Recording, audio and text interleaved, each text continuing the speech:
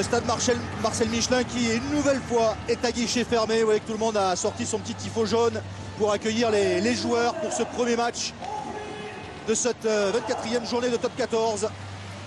Des Clermontois 3e du top 14 à égalité avec Toulon à la 2e place. Castres de son côté 4e avec 2 points d'avance sur le Racing qui pour l'instant est en 5e position. Les Clermontois sont évidemment en jaune face aux Castrais en blanc.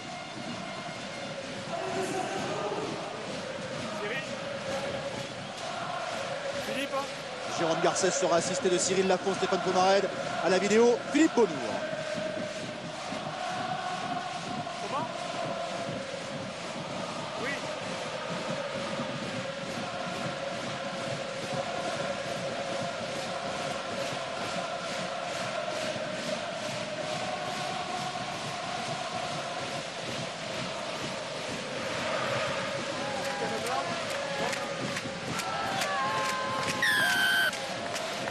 Le coup d'envoi de ce Clermont-Castres donné par les Clermontois et par Brock James. Avec la réception de Palis qui dégage tout de suite. Et qui va trouver la touche. Joue vite. Joué rapidement par les Clermontois. La chandelle de James. Palis sera dessous, Nico mène à l'avant. Ballon récupéré par Barly. Pour les Clermontois. Avantage en cours pour les Clermontois. Sur un avant de Palis. Avantage pour en avant. Attention, le drop peut-être de James. Oui, la première tentative de ce match. Le drop de Brock James qui prend la direction des poteaux, qui va passer 3-0 d'entrée après seulement 45 secondes. 3-0 pour Clermont. Drop réussi par Brock James. Analyse stratégique parfaite de Brock James. Utilisation de la règle de l'avantage. Regardez, pas de surnombre sur l'extérieur. Position axiale et drop imparable. 43 mètres dans l'axe des poteaux. 3 points pour Clermont. Brock James qui passe là son 3e drop de la saison. Et on repart avec Nakai Tassi. Attention, il rentre, les gars. James qui va taper un coup de pied haut mais court. Ballon qui retombe dans les mains des Clermontois avec Julien Pierre qui a pu libérer. Clément Ric en position de demi-mêlée. Le dégagement de Brock James. Ballon récupéré par Geoffrey Palis. Liburn à la réception dans ses 22 mètres. Ballon qui reste dans l'aire de jeu. Cocotte à la réception. En 2 temps sans qu'on mette d'en avant. Et il a vu de l'espace là-bas dans les 22 mètres. Un ballon récupéré par Brock James. Pour Nakai Tassi. Qui a failli passer, repris. Ballon sorti pour Stanley. Beaucoup de jeu au pied dans ce début de match. Le rebond plutôt favorable à Rémi Grosso. Avec, on peut l'imaginer, des choix stratégiques très clairs de la part des deux équipes, avec une priorité donnée à l'occupation du terrain, énormément de pieds. Et la belle touche trouvée par Liburn, jouée rapidement par Geoffrey Palis. Il va trouver la touche. Qui va sortir ce ballon. Les deux joueurs se sont télescopés. Liburn et Geoffrey Palis qui restent au sol.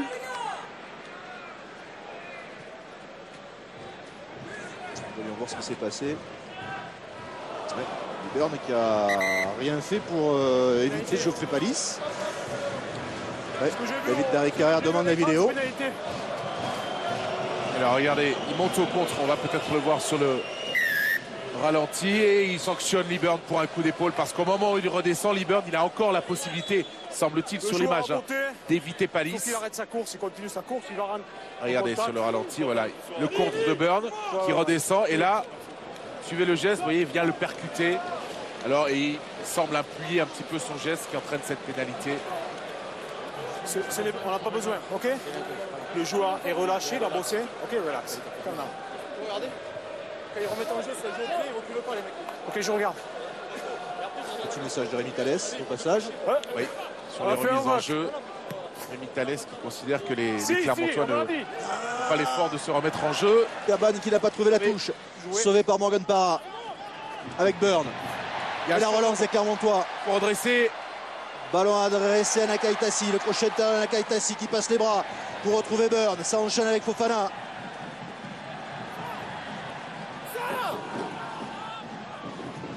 Ballon toujours pour les Clermontois avec cette balle pour Stanley. Stanley qui va croiser avec Kaiser. Kaiser qui résiste au premier plaquage.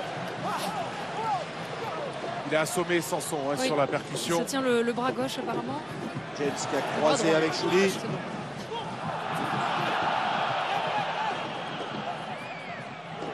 Deux blancs, deux.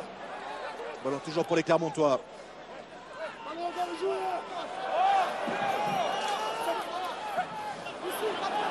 Oubliage musclé de Bardi. Sanson s'est relevé.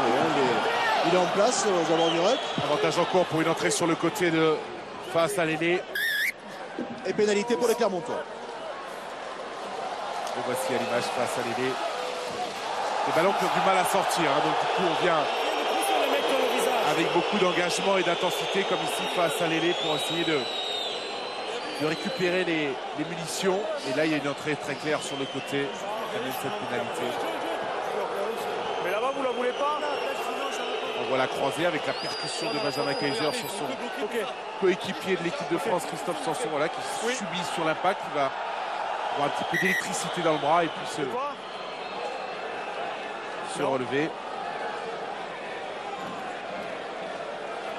Déjà quelques explications de texte entre certains joueurs. Ça s'annonce relevé. Et après, ouais, ça accroche au milieu. Tu as appelé les capitaines. Je pense que M. Garcès a un peu le même sentiment que vous. Il va remettre un petit peu d'ordre.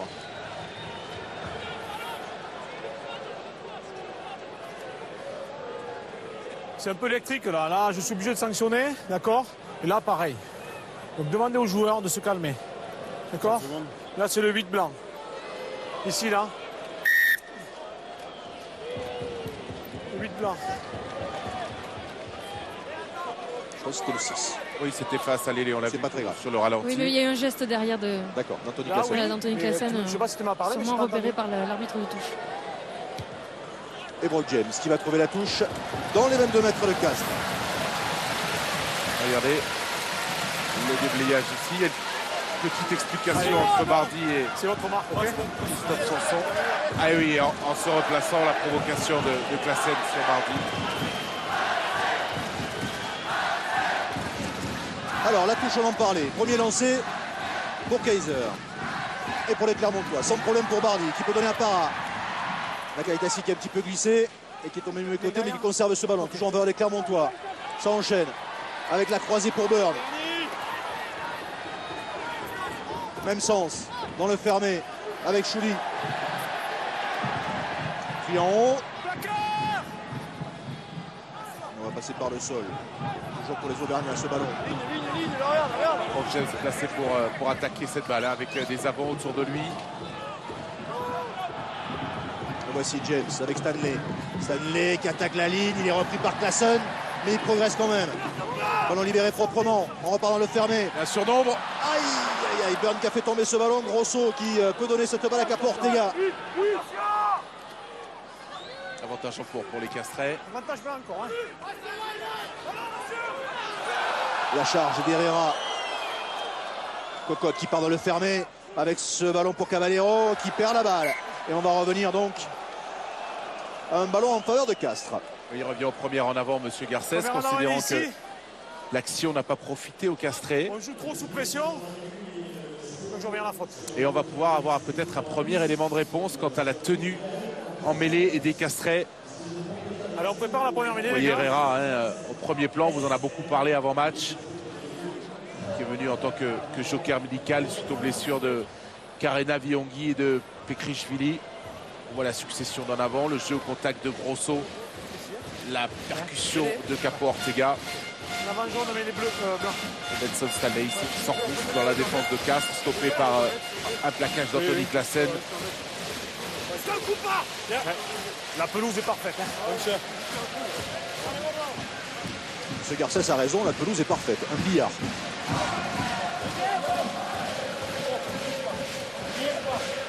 Flexion. Lié. Et ce sera une pénalité pour les Castrés. Liaison courte, on tire. Et Monsieur Garcès qui pénalise Vincent Debatty. Problème de liaison pour le pilier international ici à l'image. Plus loin, un jaune, plus loin. Et vous avez peut-être entendu ou vu le geste de Monsieur Garcès qui demande à Vincent Debatty de se lier beaucoup plus loin. Par le plus fort, Stéphane, alors. Pour éviter, voilà, justement, qu'en tirant vers le bas, il puisse amener son vis-à-vis au sol.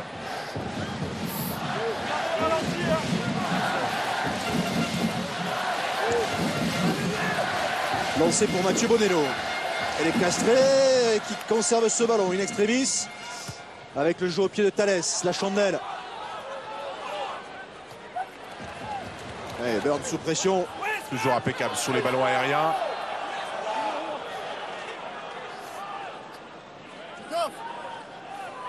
Damien Chauly en position de demi-mêlée avec le petit jeu au pied de James.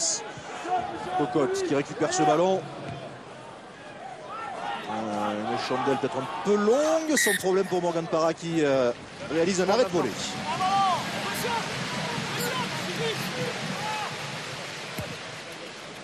Il est bien à 10 là. Regardez, Burn impeccable malgré la pression face à l'ailier de Classen. Le ballon qui sera sécurisé dans un second temps. Et puis cette touche trouvée par Morgan Parra suite à cet arrêt de volée. Combien On s'observe pas mal en ce début de match, même si on a vu 2-3 situations où Clermont est parvenu à porter le ballon, à avancer dans la défense castraise.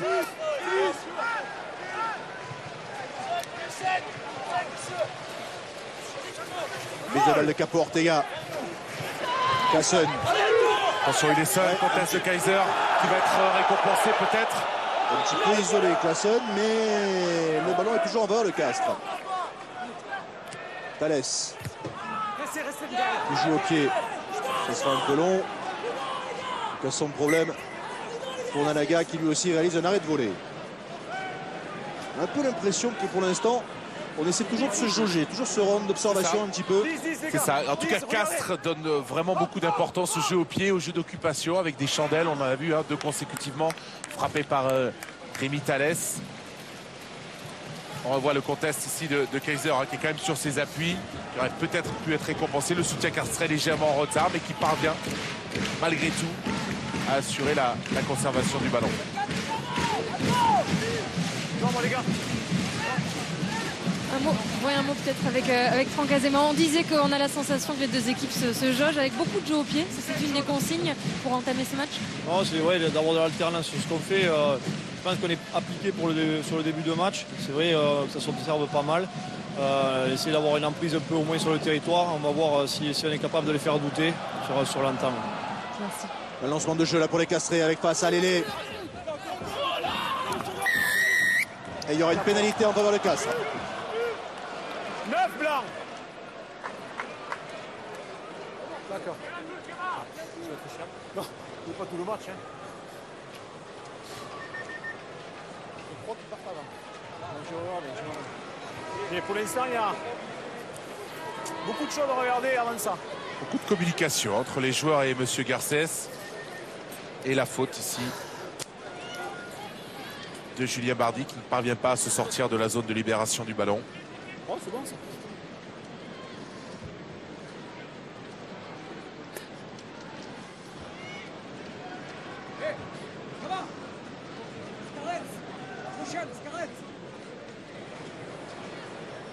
Rory Cocotte pour tenter cette première pénalité.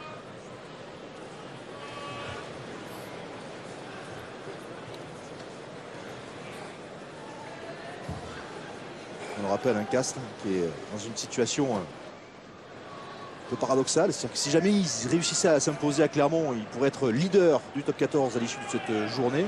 S'ils perdent à Clermont, ils pourraient se retrouver 8e à l'issue de cette journée. Ça va rentrer. La pénalité réussie par Rory Cocotte, ça fait donc 3 partout entre Clermont et Castres après 13 minutes. Sous l'œil attentif de David Berry-Carrère.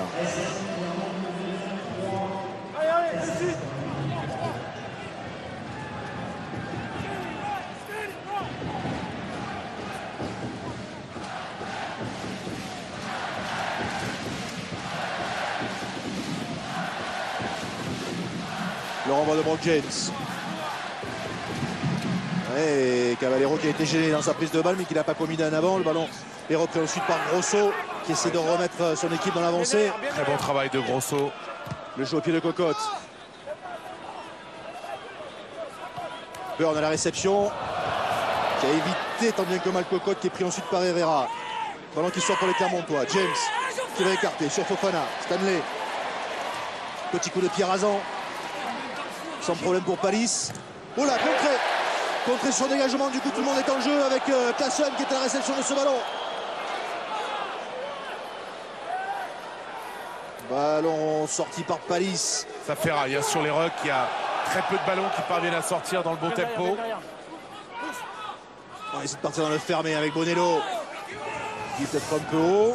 Qui va au sol. Sortie lente pour Castres. Et il va sortir avec du pied, Rémi Thalès. Voilà qui est fait.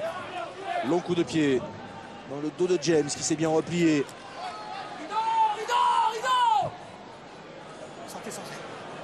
Rendu. Palis dans ses 22 mètres. Il trouve la touche.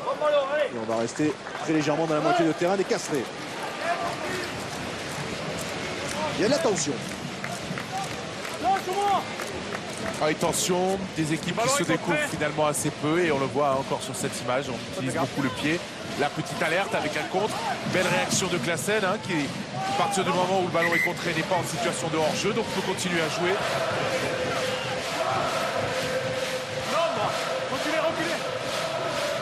L'alignement réduit par les Clermontois avec Bardi dans la ligne de 3 quarts.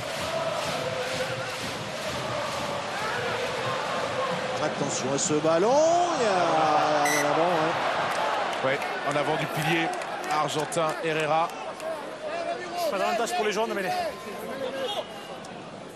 Ici, vous voyez, il rabat le ballon en voulant le contrôler. Il le rabat malheureusement vers l'avant. Deuxième mêlée, on a eu tout à l'heure une pénalité pour un problème de liaison de Vincent de Battir. On va suivre si celle-ci peut se dérouler normalement. flexion. Lié. Shoot.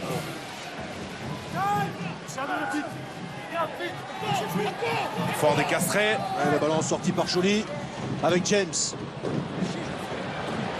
fait courir Palis et qui va trouver une magnifique touche dans les 22 mètres de Castres. Chirurgicale, à l'occupation au pied de Brock James. Longueur, précision. Regardez, la mêlée clermontoise un petit peu chahutée. Et derrière, la frappe croisée impeccable de Brock James.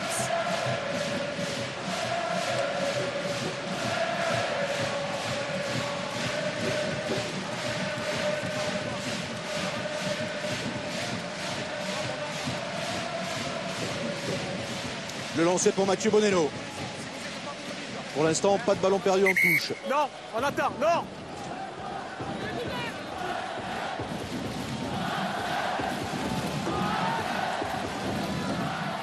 Ballon pris par Caballero. Cocotte avec face à Lélé. Point de fixation. Ouais, pour ouvrir l'angle et dégager ensuite. Thalès qui est positionné dans l'axe. Discipline. Et le dégagement de Thalès. Il peut jouer Nakaitasi. Non, il sera rapide. C'est pas. Allez, bon ballon, bon ballon. Mathias Roland, le manager castré. Alors qu'on a dépassé hein, déjà de manière assez conséquente les 10 jeux au pied de chaque côté. 14 fois les Castrés ont utilisé le pied pour se sortir ou pour taper des ballons de pression ou d'occupation et 11 fois les Clermontois.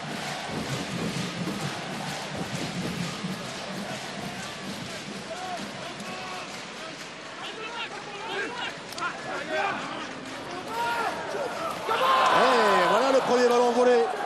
Volé par les Castrés et par Yannick Caballero.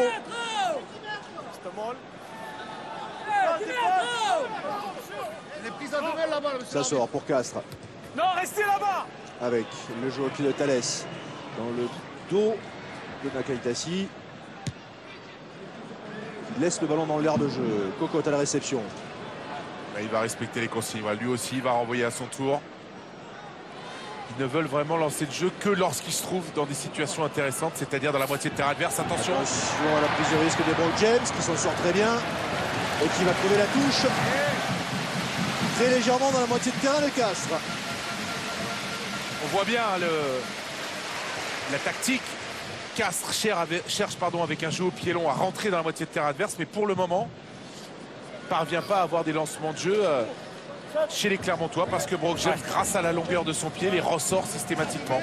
On voit le contre ici, bien mené avec Caballero qui se saisit du ballon.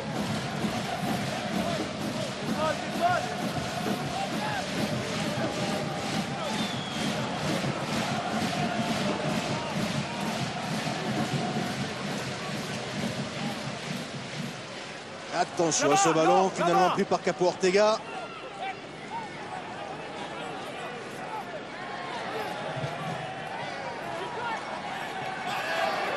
Bon ballon porté.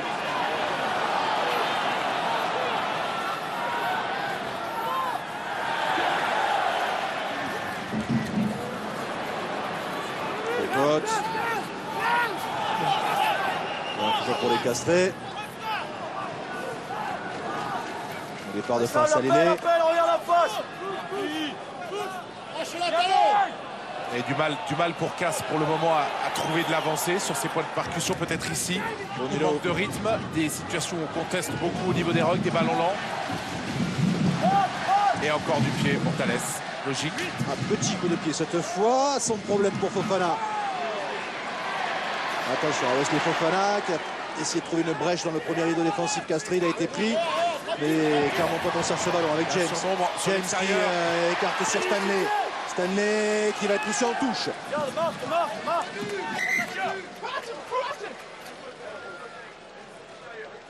Situation de surnombre au départ en faveur des Clermontois avec une défense de Casse qui va glisser. Regardez, il y a un 5 contre 3 et Marcel Garvey qui défend en reculant et qui finalement parvient grâce à la touche à récupérer le décalage et à projeter le Clermontois hors des limites du terrain. Une bonne adaptation défensive. Yannick Forestier, pour l'instant, avec le médecin, il semble souffrir de l'épaule gauche. Il a trompé tout le monde sur sa fin de jeu au pied. Henri Cocotte, même Monsieur Garcès. C'est Mathieu Bonello là, qui est en train de se faire soigner. Oui, alors il y a aussi Yannick Forestier, la première ligne. Ouais, tous les deux sont en train de se faire soigner.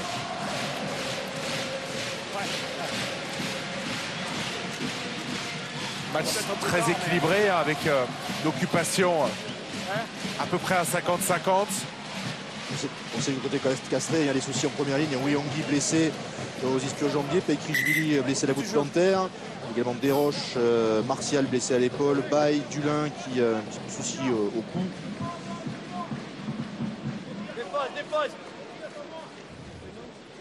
Alors le lancer pour Mathieu Bonello.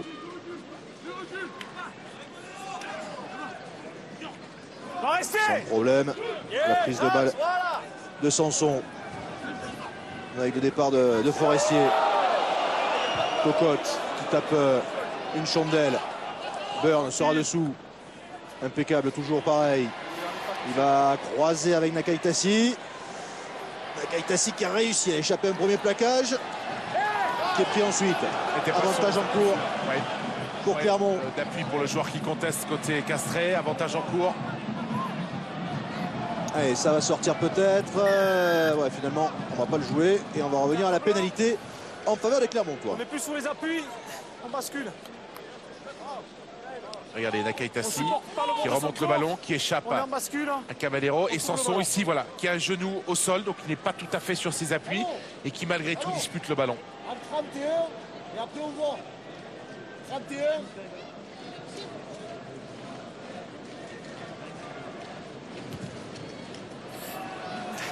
Ah, bon, James qui ne va pas trouver la touche. Aïe, là, Geoffrey Palis qui a failli commettre la avant. En plus, il met le pied en touche finalement, gêné par Rémi Grosso.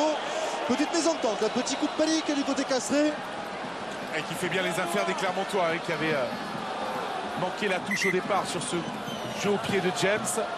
Et le passage en touche ici. Le pied gauche de Palis sur la ligne. Voilà, lancement de jeu intéressant pour les Clermontois. L'un des premiers dans ce match. Lancé pour Benjamin Kaiser. Qui se réveille. Avec un alignement complet et on peut l'imaginer peut-être derrière un ballon porté pour les Clermontois.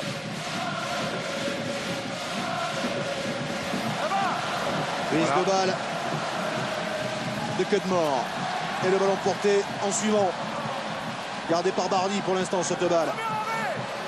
Premier arrêt dit M. Jérôme Garcès. Dans un deuxième temps, ça avance de nouveau pour les Clermontois. Il va falloir sortir ce ballon maintenant. Bardi qui va s'extirper de ce molle, qui cherche les failles dans la défense de Castres. Il est stoppé, il va falloir venir au soutien de Bardi. Voilà qui est fait. Ballon toujours pour les Clermontois.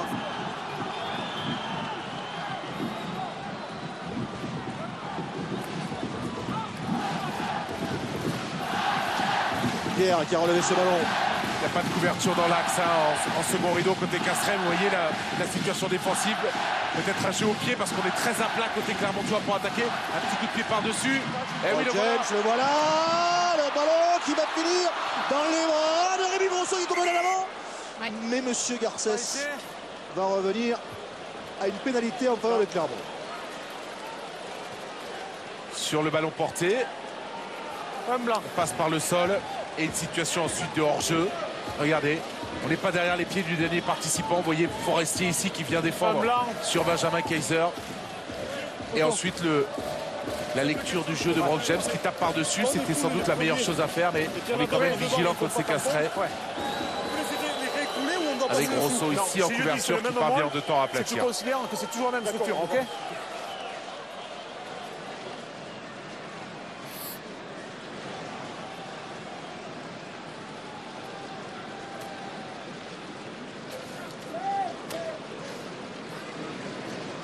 Et Morgan Parra qui va évidemment tenter cette pénalité pour redonner l'avantage aux Clermontois.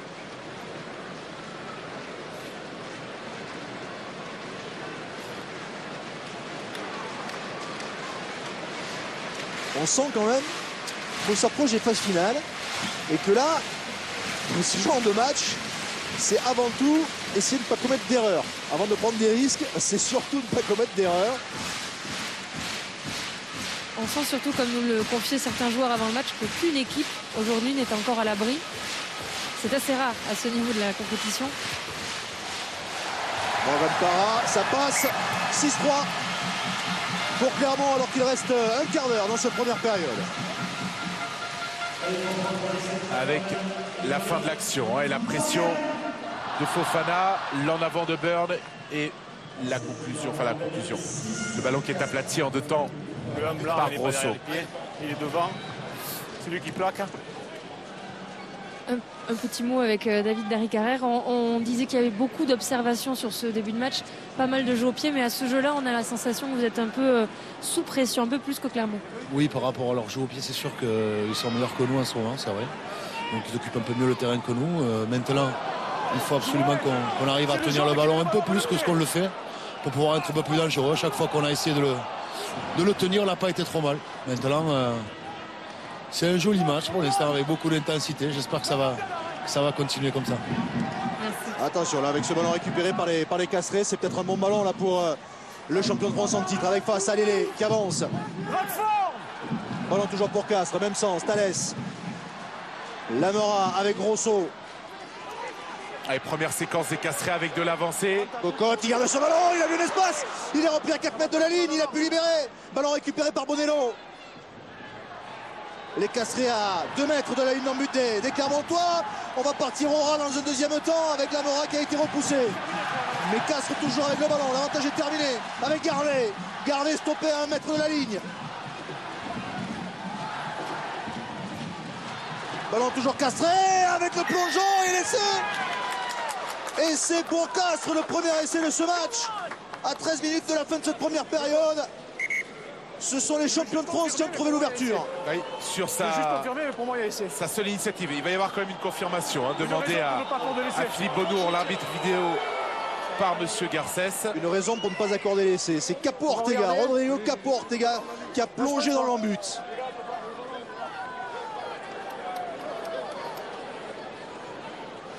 Alors, regardez. Le ballon qui est aplati. Et on va en avoir la confirmation sous cet angle. Aplati, rien à dire. L'essai qui va être accordé. Voilà, l'essai confirmé. Premier essai de ce match en faveur de Castres. Rodrigo Capo Ortega, l'Uruguayen, qui marque son premier essai de la saison.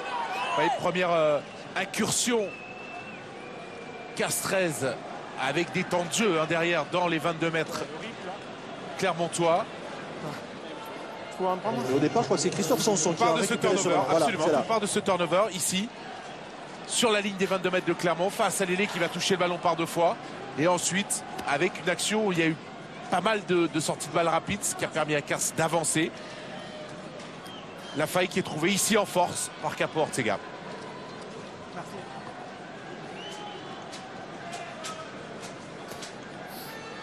La transformation que va tenter Rory Cocotte.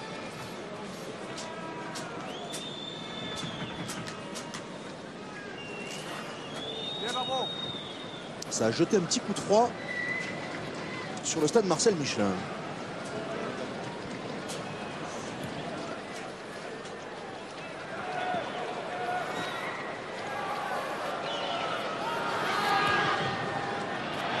Ça va passer à côté. Mais en tout cas, c'est Castres qui a repris les commandes dans ce match, qui a pris les commandes dans ce match pour la première fois depuis le début de la rencontre.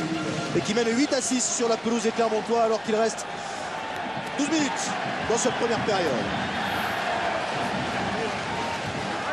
Bon, les petits soucis d'épaule pour Yannick Forestier.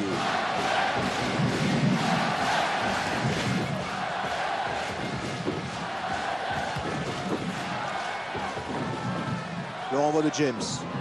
Gros soin de temps, ouais, qui a résisté à la charge de Nakakashi. Il a encore évité le plaquage de Bardi. C'est pas une mince affaire, parce qu'on sait que c'est le gros plaqueur. Cocotte qui part derrière ce comment. Il a trouvé une faille, il a voulu passer les bras, mais il est contré. Ballon récupéré par Morgan Parra. Ça repart pour les Clermontois avec Burn. Burn pour Stanley. Et la plaquage sans ballon sur Morgan Parra. Qui a tapé à suivre. Palis. Pris en l'air.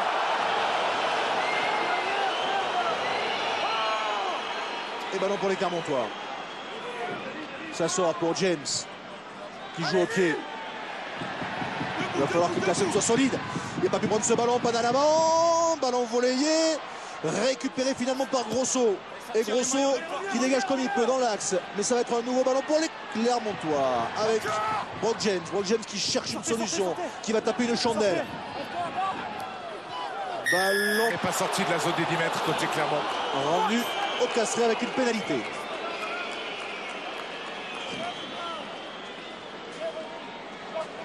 Henri, ouais. Parfait, mais le gardeur. Essaye de la garder. Oui, je sais, mais tu la garder. Pour toi, c'est clair et évident. Ah.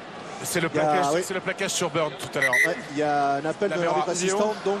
La Meura qui plaque Burn alors que ce dernier a déjà transmis le ballon depuis regarde Philippe. Pour Cyril, il y a une suspicion de jeu déloyal. On va demander l'arbitrage vidéo. De balle ici. Hein, à moins que ce soit sur sur la pression et Palis qui prend peut-être en l'air un Clermontois. Il y a eu 2 situations. Là, regardez ici Burn, voilà c'est Burn. Qui est plaqué sans ballon. Et ensuite sur le dégagement des Casserais.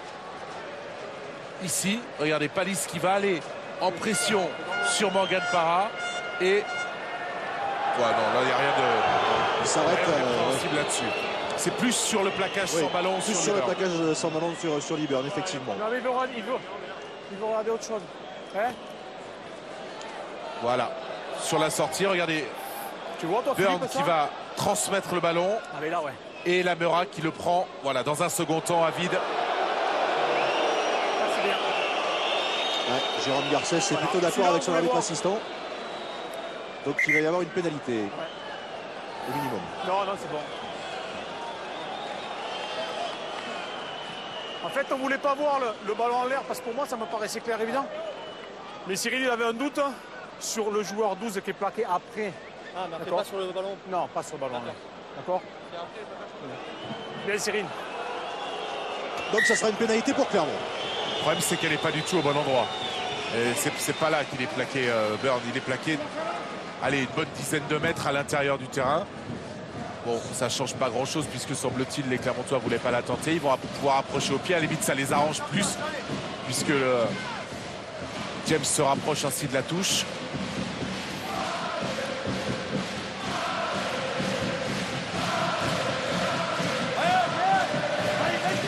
Et la touche est trouvée par Brock James dans les 22 mètres de Castres.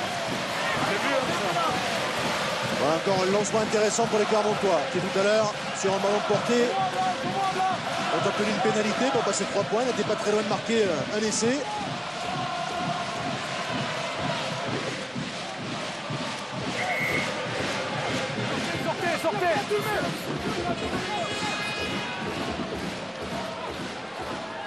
Bon, c'est pour Kaiser, la prise de balle de Bonner qui perd la balle. Et Garvey qui va dégager. L'avantage qui s'est terminé sur le dégagement de Marcel Garvey.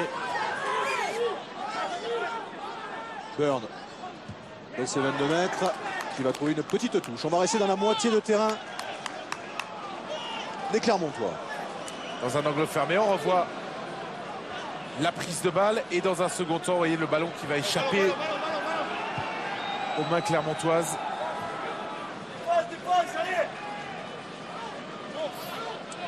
Et la statistique des passes. 35 passes pour les Clermontois, 22 pour les Casserets. Et ce qui est très intéressant, c'est celle du jeu au pied. C'est équilibré à peu près 50-50 pour Clermont sur la variation. Et pour Castres, on est à peu près dans les mêmes choix de jeu. C'est-à-dire autant de jeux au pied que de ballons distribués à la main. Lancé pour Mathieu Bonello. Fond d'alignement. Bonne prise de balle. Le ballon décalé par Cocotte. Cocotte qui peut lancer Thalès dans l'intervalle. Thalès qui a de l'espace, qui cherche une solution, du soutien. Il va le trouver avec Cocotte. Cocotte qui peut enchaîner. Le ballon écarté, mais la balle à l'extérieur. Mais trop écarté directement en touche. Une occasion ratée là par les Casserets. Et David Derrick-Carrère qui se prend les cheveux à deux mains, la tête à deux mains. Parce que là, il y avait une vraie occasion pour Castres. Oui, lancement de jeu très intéressant. On se laisse un peu fixer avec deux Clermontois qui restent sur Cocotte. Ça ouvre une porte dans laquelle s'engouffre Thalès, qui fait l'effort d'attendre le soutien, de trouver une solution. Et malheureusement, sur la sortie, le ballon qui finit directement en touche. Déséquilibré en l'air. Ouais. Julien Bonner. Pénalité pour Clermont.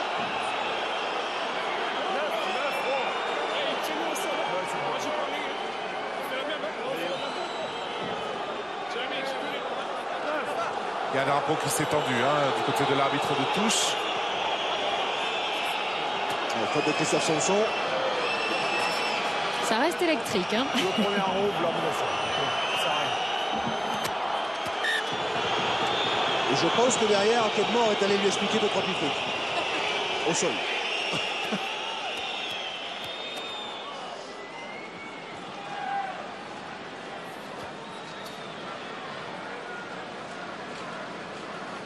Allez, Brock James, il va ramener le jeu, à proximité de la ligne médiane. Avec un lancement à venir pour les Clermontois. Regardez Cocotte qui met vraiment littéralement dans l'intervalle Thalès. Et là, la patience de Thalès qui fait l'effort de rester debout, qui retrouve Cocotte. Et sur la sautée de Cavane, malheureusement un peu courte pour les bras de Classen qui était là en débordement. Prise de balle de Julien Pierre.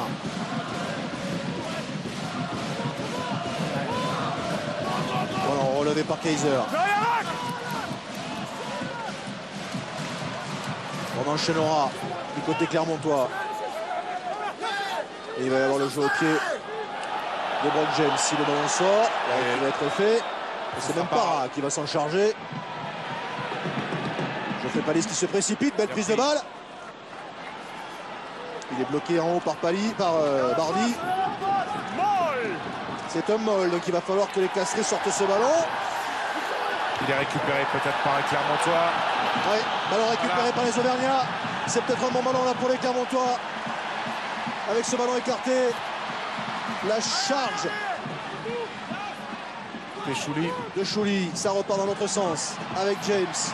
Hop là, Nagai qui jongle un peu avec le ballon, qui le perd et en avant. C'est un ballon rendu au Castres. Et le jeu qui ne se décante que ces 10 situations, soit de perte de balle, soit de turnover. On revoit la tentative de ballon porté des Casserets. Finalement, l'arrachage Clément-Ric. de Clément-Ric, oui. Et James cherche l'extérieur, le ballon qui ne sera pas capté par Nakaitasi, poussé au pied par Roslo. Ça ne profite pas, on revient à la mêlée, à production pour le Castres Olympique. Rodrigo Capo-Ortega qui essaie de récupérer.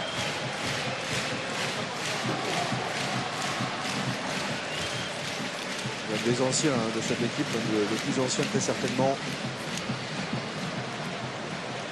Il en est à sa 12e saison sous le maillot de Castres. Défense, allez ensemble. Puma.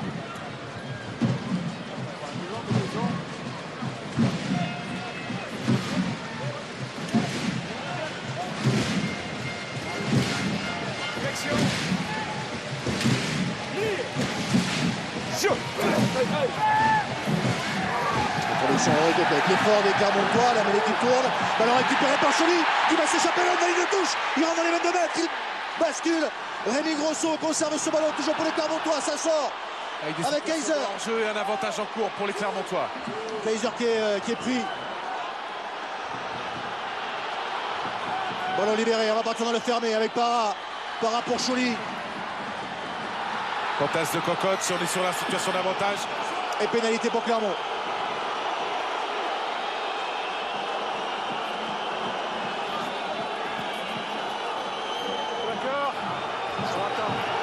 Il a aperçu Gerhard Oslo qui est en train de s'échauffer. Deuxième là. Regardez, c'est extrêmement musclé et solide sur tous les passages au sol. Il y a des joueurs qui viennent immédiatement mettre les mains sur le ballon. La mêlée qui n'est pas stable. Chouli qui en profite pour s'extirper côté fermé. Il sera récupéré par un retour de Rory Cocotte ici.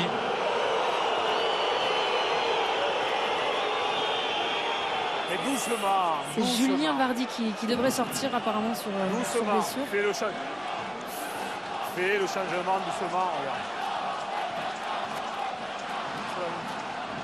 7 jaunes. 7. Ouais, Julien Vardy qui avait pris un carton jaune le week-end dernier. Qui avait pris un carton jaune en demi-finale du top 14 l'an passé. Cette demi-finale perdue par les Clermontois face à Castres.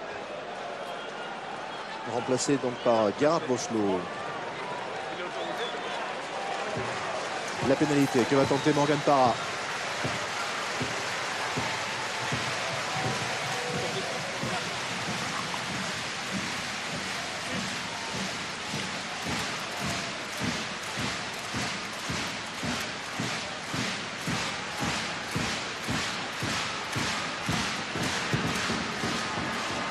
En direction des perches, le poteau, le sommet du poteau, ballon récupéré par Classen pour Castres, plaqué. Cocotte qui se ravise et qui va finalement jouer au pied pour dégager et donner un petit peu d'air à son équipe. Lee Burn qui récupère ce ballon.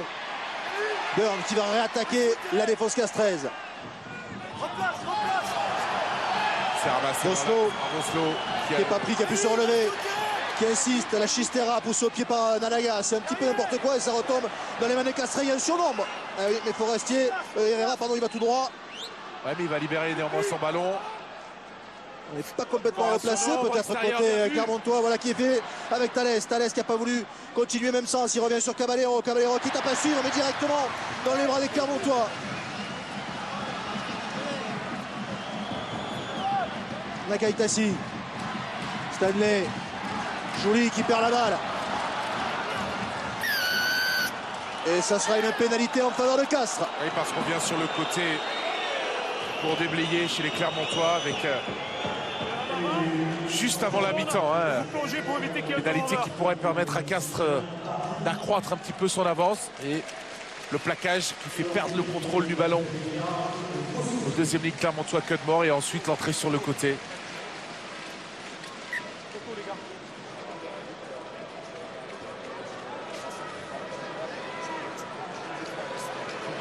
En grande discussion avec les arbitres le long de la ligne de touche.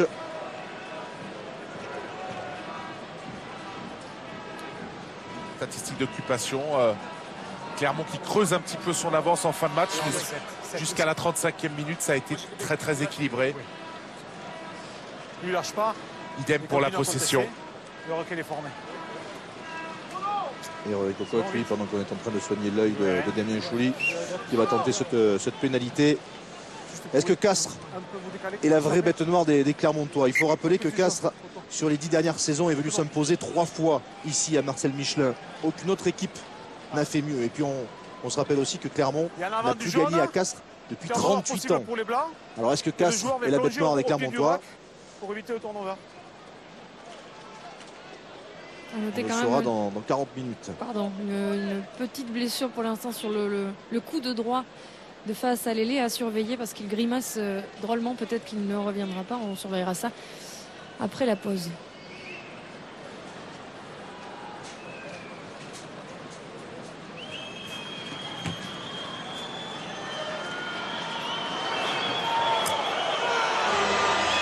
Vous entendez la sirène, ça sera le dernier coup de pied de cette première période. Rory Cocotte, 40 mètres, mais ça s'échappe. Et on va rester donc sur ce score de 8-6 en faveur de Castres. Castres qui mène sur la pelouse de Clermont à l'issue de la première période de 2 petits points, 8-6. Et une réaction avec Benjamin Kaiser. Vous êtes mené chez vous à la mi-temps. Comment vous expliquez cette fébrilité? Est-ce que vous repensez au dernier match où vous avez eu des soucis chez vous? Le dernier match, il est complètement oublié. Là, le problème, c'est qu'on est beaucoup trop indiscipliné. On rend trop de ballons. On est complètement mangé, je trouve, dans la guerre des rucks. Il va vraiment falloir qu'on change de style de jeu à la mi-temps parce que sinon, comme prévu, une équipe de Castres très bien organisée, très accrochée, ils sont venus faire un coup. Donc, on a intérêt à s'y remettre. Merci. Merci à Benjamin Kaiser. Voilà, messieurs, Eric, c'est pas un match, c'est pas une première période super spectaculaire, mais en revanche, c'est un très gros match de rugby avec énormément d'intensité. Oui, Castres qui mène à Clermont. Fabien Pelouse, vous étiez en train de dire il y a quelques secondes, et si on assistait à la surprise de la saison? Vous le croyez? Alors qu'on ne s'y attend pas du tout, attendait pas du tout, peut-être, oui. En tout cas, les Castrés sont bien partis avec un jeu d'occupation intéressant et un maximum de réussite. Ils viennent 2 fois dans le camp Montferrandais et ils marquent 2 fois. Castres a les moyens de tenir, Jean-Pierre, en seconde période? Je ne sais pas. Ils jouent au chat et à la souris en ce moment, l'un et l'autre. Je ne sais pas qui est le chat, qui est la souris. On le saura à la fin. Mais c'est vrai que Castres a fait le choix du jeu au pied. Je crois que on doit être à 20. Il y avait 20 à un moment, donc on doit être à 25 coups de pied. C'est énorme. C'est 18 de l'autre côté. Ça fait un coup de pied toutes les minutes. On est presque au niveau d'un bon match de foot. Et on rappelle quand même que Clermont est invaincu depuis 4 ans et demi à Marcel Michelin. Vous en débattrez, François, à la mi-temps avec nos spécialistes. Et après, juste après, il y aura jour de foot, première édition, après le débrief à la fin du match, avec l'image de la soirée d'abord. L'homme dont on parle le plus en ce moment à Marseille. On va voir cette image. Marcelo Bielsa, on le voit sur ces images de Guillaume Poisson, accompagné de Manuel Amoros, qui est juste à sa gauche avec des lunettes, vous le voyez. Eh bien, celui qui était annoncé comme le possible successeur de José Anigo sur le banc de l'OM la saison prochaine. Il devait d'ailleurs être de retour dans son pays, en Argentine, ce week-end, afin de réfléchir à la proposition du président de l'OM, Vincent Labrune. Eh bien, vous le voyez, il est bien à la Mosson ce soir. Toutes les dernières infos concernant le possible futur entraîneur de l'Olympique de Marseille, tout à l'heure dans Jour de foot, juste après le grand format du match entre Montpellier et l'OM. Vous serez carrément en compagnie de Jean-Michel Larquet, donc il sera question de Montpellier-Marseille. Possible nouvel entraîneur à Marseille, peut-être Bielsa, et possible futur entraîneur à Monaco? Oui, parce que la semaine a été agitée sur le Rocher. On parle du successeur de cet homme, Claudio Ranieri. La rumeur Zidane a même circulé et Claudio Ranieri s'en est amusé. Bien à jouer, je suis très content ici. J'ai besoin d'un joueur comme lui. Alors j'espère qu'il a bien compris que Claudio Ranieri, c'est pas pour jouer, Zidane, c'est pour vous remplacer, monsieur Ranieri. Alors, on en parlera tout à l'heure, évidemment, dans Jour de foot. Jour de foot aux alentours de 22h45, 22h50. Et puis ensuite, ce ne sera pas terminé. Il y aura le Masters d'Augusta. Restez avec nous, c'est l'un des événements golf de l'année. Les meilleurs mondiaux sont là. L'Américain Bill Haas était en tête hier soir. Et le Français Victor Dubuisson, que l'on voit taper ici, était 40e. Mais ça bouge, nous suivons ça de très près après Jour de foot. Pour l'instant, c'est Clermont-Castres et nous allons en parler avec vous, messieurs. La surprise peut-être de la soirée. Castres, en tout cas, mène à la mi-temps à Clermont 8-6. Nous en parlons juste après. C'est 2 rendez-vous Canal. Et nous en parlerons de Lyon-Paris-Saint-Germain dans Jour de foot, première édition également tout à l'heure. On commence par Castres qui mène à Clermont 8-6. Les difficultés de Clermont? Oui, les difficultés de Clermont, on le disait, vaincu depuis 75 matchs à domicile, 60 matchs consécutifs en top 14. Et pourtant, messieurs, ça a bien démarré pour les Clermontois. Une entrée en matière quasiment parfaite avec ce drop de Brock James, drop d'école. On a la sensation que Clermont reprend, on va dire, sur les bases de son début contre Leicester en quart de finale de Coupe d'Europe. Récupération sur ce ballon haut et puis ensuite, on déroule. Oui, c'est un avantage sur un avantage. Donc la digestion, ils vont tenter le drop dans la foulée, si j'ose dire. C'est un beau drop parce que 40 mètres, il n'est pas simple. Un peu excentré légèrement. De face d'ailleurs, c'est encore plus compliqué. On l'a vu d'ailleurs sur la pénalité de Cocotte. C'est pas simple, non, c'est propre. Mais rappelons-nous quand même que Clermont a fait de très bonnes entames sur ces matchs contre Toulon, c'est un peu ça. Et après, le jeu s'effrite un peu, il y a une perte de confiance. Beaucoup de fautes, comme dit très bien Benjamin, d'ailleurs, qu'on pourra prendre en fin de carrière, très bien. L'analyse de Benjamin Kaiser, parfaite. Donc, un Clermont qui a des envies de jeu, on le sent, mais qui n'a pas ces certitudes, cette conscience, entre guillemets, de 1 ou 2 mois en avant ou 3 mois en avant. Le jeu, justement. Il y en a eu, bien sûr, comme toujours avec Clermont depuis le début ou depuis les années Verne Cotter. Des actions, 7e minute, celle-ci. Il y a des choses. Stanley qui arrive à franchir, ça rebondit, ça ressort vite derrière, Fabien. Mais.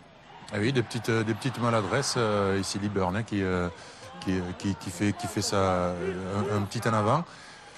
Voilà, une équipe de Clermont qui, comme à son habitude, est en place, essaye de montrer des intentions. Aujourd'hui, enfin, en tout cas sur cette première mi-temps, c'est un peu... un peu plus laborieux. Voilà, un peu plus laborieux. Voilà, et encore là aussi des actions fortes. C'est un peu plus tard dans cette première période. Il y a d'abord un beau travail des avants avec toujours le fougueux Bardi. Le ballon qui va ressortir. Là, il y a une situation largement favorable. C'est une occasion d'essai. C'est peut-être la seule, en tout cas la plus nette des Clermontois dans cette première période. Oui, la plus nette occasion. Après un beau porté, à l'image du Munster la semaine dernière. Ils arrivent malgré tout pas trop à dynamiser le jeu. Ils vont réussir par la suite. Bon, on passe par des temps successifs pour essayer de fixer la défense. Et ensuite, c'est Brock James qui va délivrer ce petit coup de pied par-dessus où il y a un gros cafouillage. Et finalement, c'est sur ces coups de pied par-dessus, on le voit beaucoup utilisé dans le rugby à 13. C'est du 50-50. Et oui. Là, c'est tombé en faveur de. Petite remarque quand même pour les techniciens 3/4 que. On parle de foot de joueurs au deuxième poteau qui rentrent au premier poteau. Il vaut mieux venir de l'extérieur et rentrer dans le ballon pour prendre le ballon parce que là, il a poursuivi le ballon et c'est beaucoup plus difficile à maîtriser. Oui, et Clermont qui a été gêné, donc on a vu sur des petites, du déchet offensif, même là le choix était bon dans ce cas-là. Gêné aussi par un peu ce ping-pong de jeu au pied, l'occupation Castres qui gêne, qui repousse les Clermontois dans son camp, Jean-Pierre. Oui, l'occupation, c'est le mot. Pas de préoccupation, les consignes sont très claires. Les entraîneurs que j'ai connus à La Rochelle, beaucoup plus ambitieux, là sont très pragmatiques. Ils sont venus chercher minimum 1 point parce qu'ils en ont perdu, rappelons-nous, 2 à Biarritz. Et donc, on va jouer chez eux. Je répète, 25 coups de pied dans l'après-midi, dans la soirée, c'est une mi-temps, c'est énorme. Et comme Clermont, lui aussi, n'a pas non plus envie de se jeter dans la gueule du loup ou du chat, et il répond au tac au tac, avec beaucoup de réussite au James, qui a un coup de pied chirurgical ou clinique. Bref, on est plus dans l'attente de la faute de l'adversaire, pardon. Excusez-moi, je bouscule un peu. Non, mais c'est bien de défaire le décor. Voilà, non, je reste calme, on reste calme. Donc chacun maîtrise, et tout en maîtrise, on sent que tous les points comptent là. Vous voyez, on sent que tous les points comptent. On a 2 botteurs en plus de chaque côté, James, Thalès, et voilà. En plus on rajoute Rory Cocotte et Morgan Parra, qui ont quand même du jeu au pied de qualité, ils s'en servent. Ouais, et les Castrés qui sont toujours en contre. Alors Jean-Pierre parlait des 25 coups de pied castrés. Thomas Lombard, à quel chiffre avez-vous retenu, vous, de cette première période ? Un chiffre qui va venir illustrer finalement les propos de Fabien, François et de Jean-Pierre, c'est celui des plaquages qui ont été effectués dans ce match. Il y en a eu très peu, ce qui vient encore corroborer la thèse qu'il y a une priorité qui est donnée au jeu au pied. Regardez, simplement 31 plaquages pour les Castrais, 26 plaquages pour les Clermontois, une efficacité qui est assez bonne. Et puis derrière, pour la mettre en image, alors là on voit évidemment l'engagement physique féroce qu'il y a eu dans ce match. Les statistiques des jeux au pied, 22 jeux au pied pour les Castrais et 19 pour les Clermontois, ce qui montre bien que c'est un match très tendu, où on s'observe beaucoup et effectivement où il y a finalement assez peu de prise de risque. Il y a une décompression après un quart de finale de H-Cup. Pas pour Castres. Non, Clermont. Non, mais pour Clermont, je sais pas, je crois qu'il y a surtout beaucoup de pression. Là, tous les points, je le répète, encore Clermont, on n'est sûr de rien. Il joue quasiment sa fin de saison paisible en gagnant ce soir, puisqu'il se qualifie dans les deux, a priori. Il pourrait donc préparer ses demi-finales et éventuellement la finale. Ils sortent sur des matchs aussi difficiles, pas forcément maîtrisés. Je crois que c'est vrai que passer de la Coupe d'Europe où on voit beaucoup de jeux, les arbitrages, tout le monde sort du plaquage. Hein, là, ça sort très vite. Là, ça bataille dans les rucks, comme a dit c'est Kaiser, Benjamin a dit, ça bataille dans les rucks, on n'y est pas. Ça veut dire qu'en deuxième mi-temps, là, dans le vestiaire, ça doit commencer à... On doit se mettre un peu quelques coups de gueule. Malgré tout, 6 changements, je crois, ça fait plus d'un tiers de l'équipe changée. Certainement, les automatismes ou tout le travail qui était certainement avisé ces dernières semaines, avisé de ce quart de finale, peut-être que certains joueurs en ont pas bénéficié. Les 7 Castres. Oui, mais surtout la performance de Castres, qu'on connaît, qui est le champion, qui a du mal, champion en titre à l'extérieur depuis le début de la saison, qui est à la recherche d'un gros coup. Voilà, c'est l'essai qui est conclu par Capo Ortega. Après, on va voir une action qui est partie du renvoi consécutif à la deuxième pénalité de Clermont, aux alentours donc de la demi-heure de jeu. L'essai qui est accordé après vidéo. Ça part donc de ce renvoi, Fabien. Oui, et on le dit toujours, hein, c'est les erreurs à ne pas commettre. La faute sur le renvoi, ne pas perdre le ballon après un renvoi. Et oui, il y a un turnover, on va le voir ici. Hein, encore une petite maladresse et la récupération de Sanson. Et ensuite, le jeu continue. On n'est évidemment pas très bien replacé défensivement côté Clermont, mais bon, c'est logique. Hein, on vient de perdre le ballon. C'est toujours les ballons les plus faciles à contre-attaquer sur ces turnovers.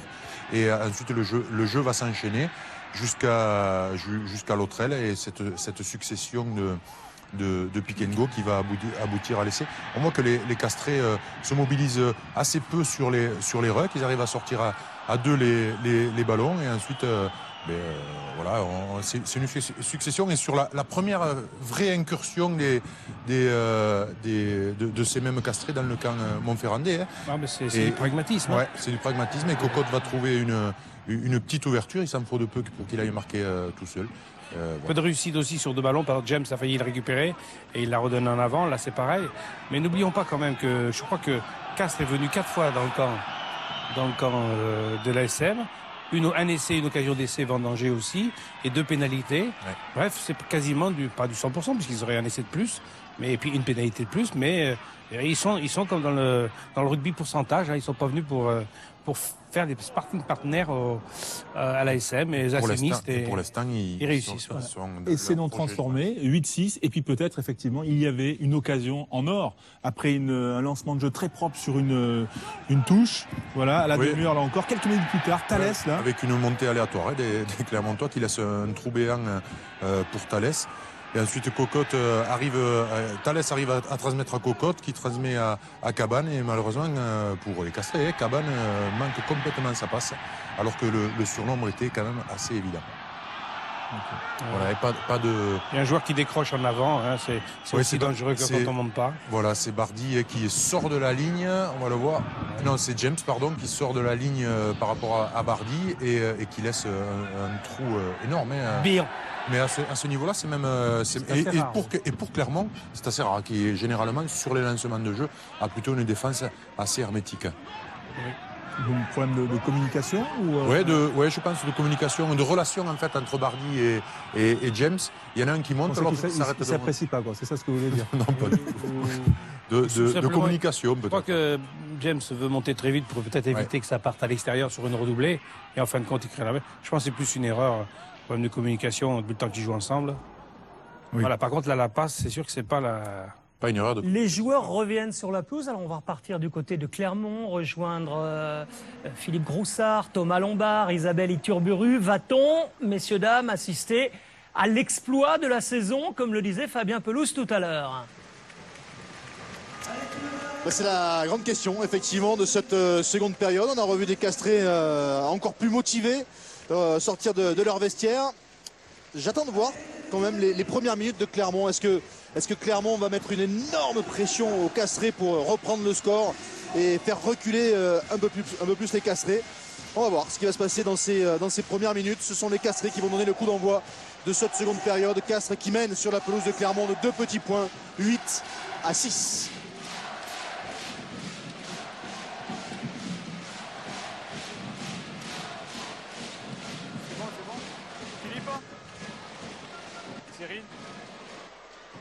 Oui, très bien. Capitaine jaune. Blanc. Le début de la seconde période de ce Clermont-Castres. 2 points de retard pour les Clermontois, menés sur leur pelouse avec un premier ballon qui va sortir en touche. Ouais, qui a été rabattu par un Castré, donc le lancer sera pour Benjamin Kaiser. Couloir, couloir, couloir. Là, sur moi. Là. Ouvrez. Vous parliez de motivation, je peux vous dire aussi, pour avoir entendu le vestiaire clermontois, que ça s'est vraiment motivé, notamment Julien Bonner qui a remobilisé ses troupes. Prise de balle de Cudmore. Le molle des Clermontois avec un ballon arraché par Anthony Classen. Énorme sur ce ruck. Le départ de Coco dans le fermé qui met directement ce ballon en touche. C'est joué rapidement par les Clermontois qui vont relancer avec Liburn finalement qui choisit le jeu au pied. Ça va être un ballon rendu directement pour Palis. Palis qui va peut-être tenter une relance, il est pris. Libération est bonne. Avec Forestier maintenant. Pris par Voslo. On part dans le fermé avec le petit coup de pied à suivre de Cocotte. Ballon renvoyé dans les 22 mètres de Castres.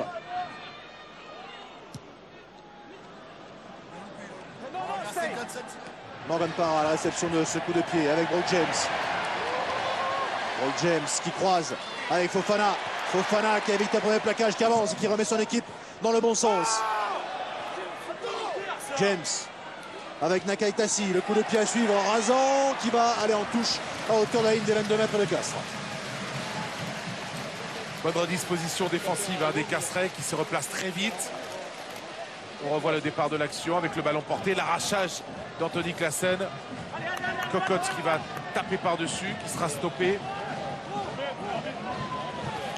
Et finalement la croisée avec Brock James, Fofana qui va trouver l'avancée. On va rejouer sur le côté fermé.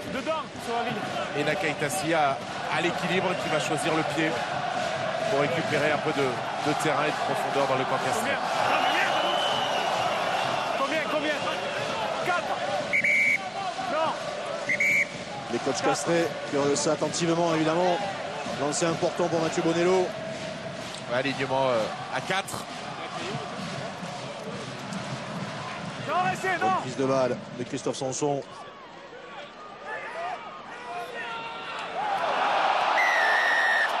Et intervention de M. Garcet sur une pénalité pour Clermont.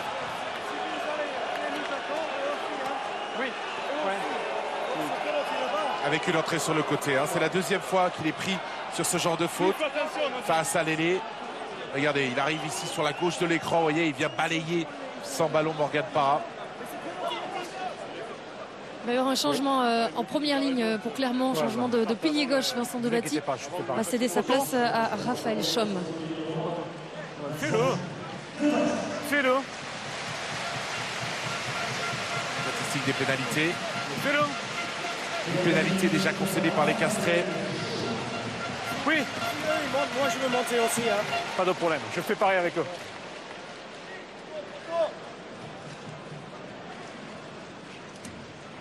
Pénalité que va tenter Morgan Parra.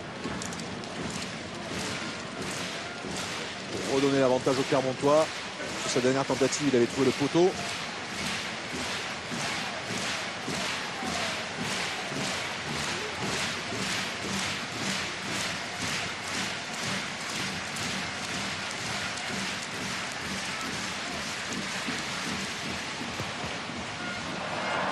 Ça sort. Et ça passe à côté. On en reste donc sur ce score de 8-6 en faveur des Castrais après 4 minutes dans cette seconde période. Une réaction avec Franck Azéma. On a vu tout à l'heure votre talonneur nous dire qu'il fallait absolument changer de manière de jouer sur la deuxième période. Qu'est-ce que vous leur avez dit à vos joueurs au vestiaire? De tenir le ballon, surtout de pouvoir enchaîner des temps de jeu. Parce qu'on les a jamais mis à la faute. Ils ont jamais subi, donc forcément ils ne s'exposent pas. Et essayer de le faire chez eux, voilà ce qu'on essaie de faire. Mais bon, on n'est pas très réaliste là sur le moment. Merci. Bon anniversaire à Franck Azéma qui vient de fêter ses 43 ans il y a cela 4 jours.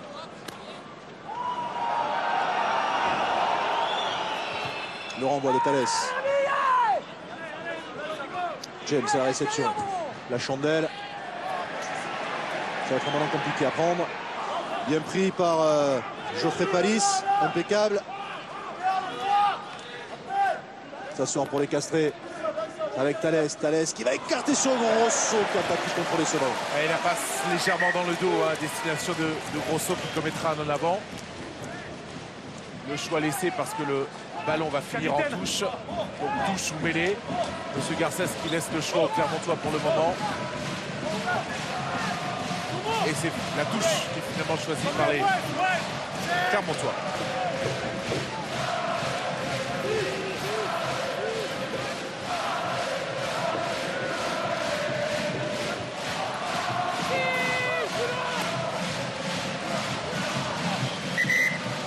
Non, on attend.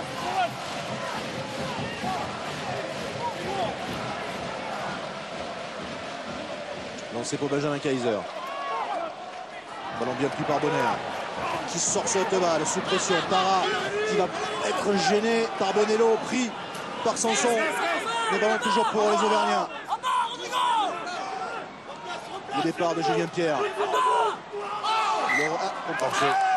Hors-jeu involontaire de la part de Clément Ric. Sur le départ de Raphaël Chauve. Contact, hors-jeu. Comment?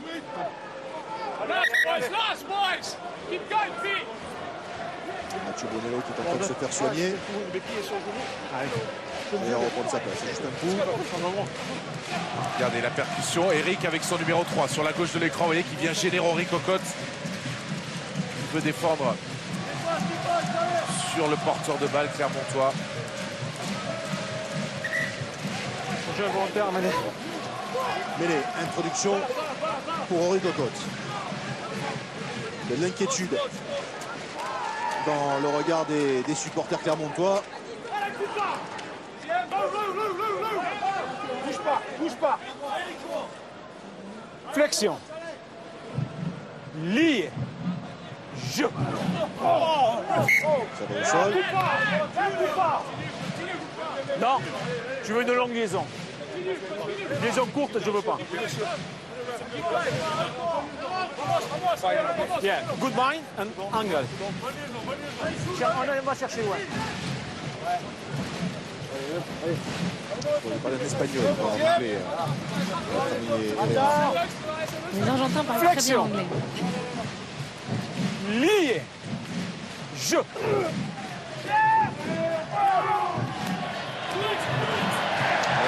Qui se décale, Classen qui a essayé de jouer les Sustera avec Cocotte, ça n'a pas très bien fonctionné, mais le ballon avait quand même été pris par Cocotte qui finit en touche. C'est une touche avec le lancer, toujours pour les Castrés. Regardez la mêlée qui se désaxe sur la poussée, le ballon qui va sortir et qui sera capté par Cocotte, puis finalement le retour de Bonner qui mettra un terme à l'action. Complet jaune.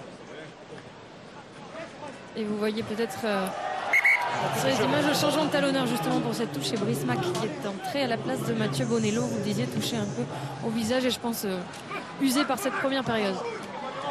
Il a pris le béquille sur le genou, hein, c'est ce qu'il disait à monsieur Garcès. Ballon pris par Caballero cette fois. Les Castrés toujours dominateurs en touche. Impeccable en tout cas. Un joueur qui a perdu son maillot. C'est Capor, ces gars. Cocotte qui est pris mais qui a pu glisser ce ballon. Forestier.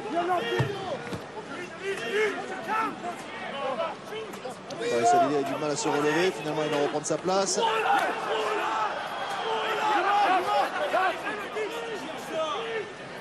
Ça sort pour les Castrés avec le fermé joué par Cocotte pour face à Lélé, justement le crochet de face à Lélé qui est pris dans un deuxième temps. Les Castrés qui conservent ce ballon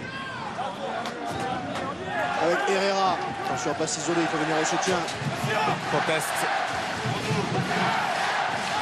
Finalement un ballon ralenti et relâché dans un second temps, mais le plaqueur, vous voyez le geste de monsieur Garcès qui ne relâche pas avant de venir disputer, donc qui est pénalisé. Le 3, on l'amène au sol, on lâche pas. Sur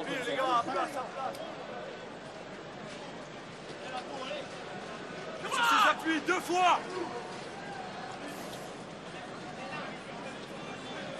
Rico. Assistant plaqueur, Clément Ric qui ne relâche pas avant de venir disputer le ballon. Allez, poteau. Ne me dites pas que vous ne le saviez pas. Non, je ne savais pas. 6 changements. Henri Cocotte qui va tenter cette pénalité. Les Castrés qui, on le rappelle, sont sur une série de 4 saisons au cours desquelles ils ont systématiquement disputé les phases finales. Le changement, hein.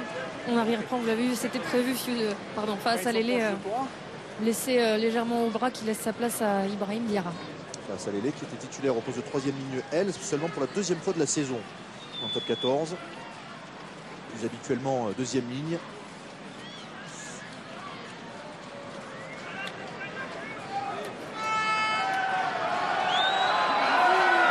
La tentative de Rory Cocotte.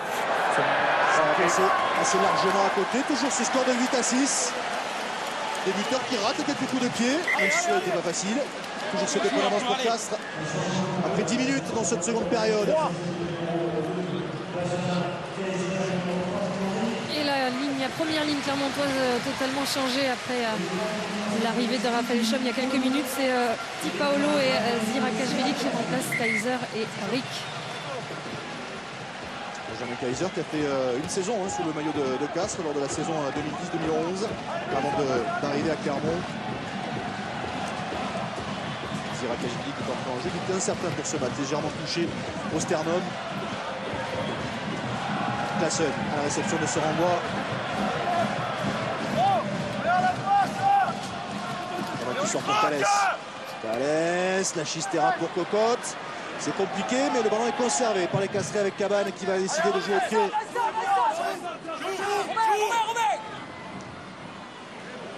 Cette action, elle illustre bien la pression défensive. Des situations de ruck où on consomme beaucoup de joueurs pour venir sécuriser le ballon, des sorties qui sont lentes. Et vous voyez Thalès qui, dès qu'il récupère le ballon, est sous la pression et sous l'étreinte de la défense clermontoise. Donc il faut sortir en urgence avec du jeu au pied.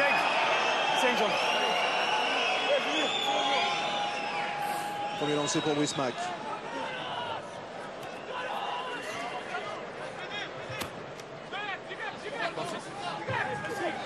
Sans problème pour Sanson, Cocotte, Thalès qui va taper un petit coup de pied à suivre dans l'axe, qui va être finalement récupéré par les Clermontois avec Fofana.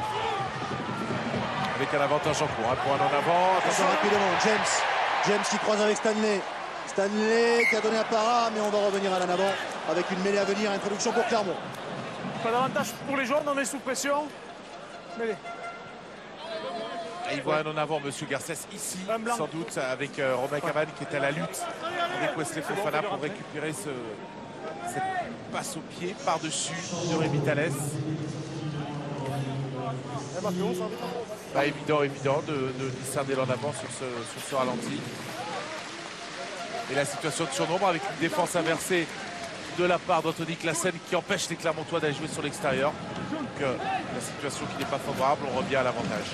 Et une première mêlée pour Tomé Oppo, le pilier gauche castré qui a remplacé Yannick Forestier. Yannick Forestier qui effectue son retour dans cette équipe castraise après sa suspension d'un match.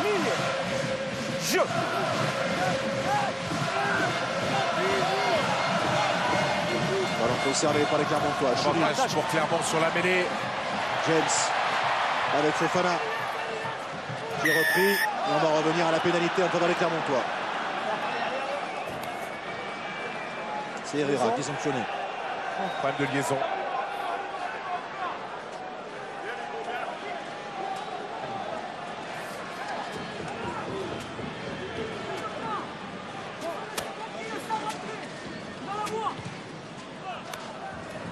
James qui va trouver la touche dans les 22 mètres de Castres.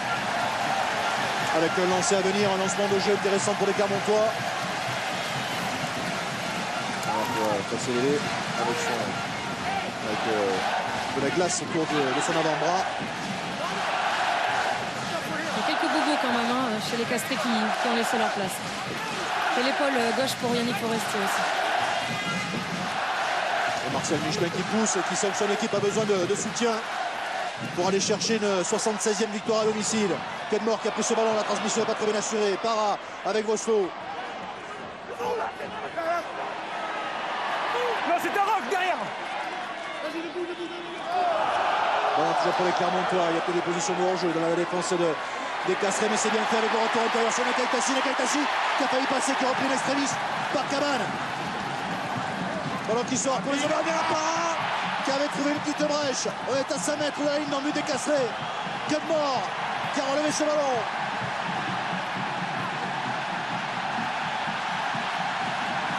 Nalaga maintenant, comme un avant supplémentaire.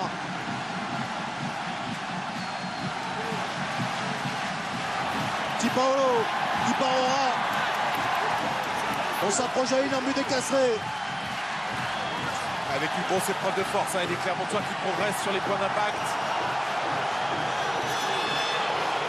Para qui va sortir ce ballon. Voilà qui est fait pour James. Il a la possibilité de l'essai. Bien joué. La superbe passe pour Wesley Fofana qui va marquer le premier essai des Clermontois dans ce match et qui permet surtout à Clermont de reprendre l'avantage.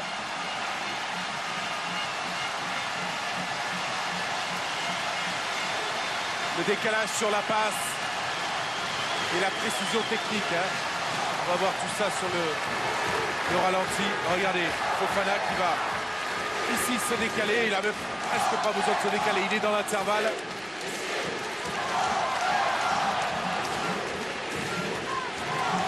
Et il se jouera du retour de Palis pour aplatir Wesley Fofana. Qui avait déjà marqué le week-end dernier en quart de finale de Coupe Europe face à Leicester. Il y a une récidive ce week-end, ce soir. Et Clermont donc qui reprend le score avant la transformation qu'a tenté Morgan Para. Cyril, Stéphane. Ouais.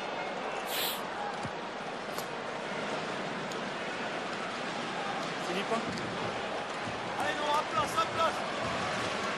Viens les gros, viens. On part de cette pénalité concédée par Casse sur la mêlée. Problème de liaison, touche. Derrière, situation de domination et Clermont qui parvient à inscrire son premier essai dans cette partie. La transformation est réussie. Et c'est donc Clermont qui mène à présent 13-8 face à Castres après 16 minutes dans cette seconde période. On aurait peut-être pu coulisser un peu plus tôt hein, défensivement dans les rangs casserais, même si ce sont des troisième lignes qui sont en situation de défense face à des trois quarts clermontois. Vous avez entendu à David Darry-Carrère qui encourage les Castrés. C'est maintenant que le plus dur commence, il leur crie. Avec la bonne prise de balle de Julien Pierre sur ce renvoi. Tiporo qui n'est pas pris, qui se relève. Voilà pour Clermont avec James. Non, là-bas. Qui joue au pied dans le dos de Classen.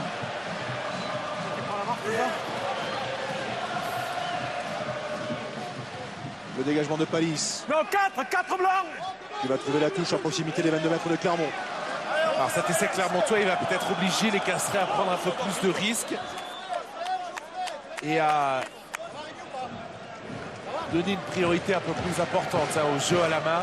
On a vu qu'à la mi-temps du match, ils avaient quasiment un ballon sur deux qui était utilisé au pied.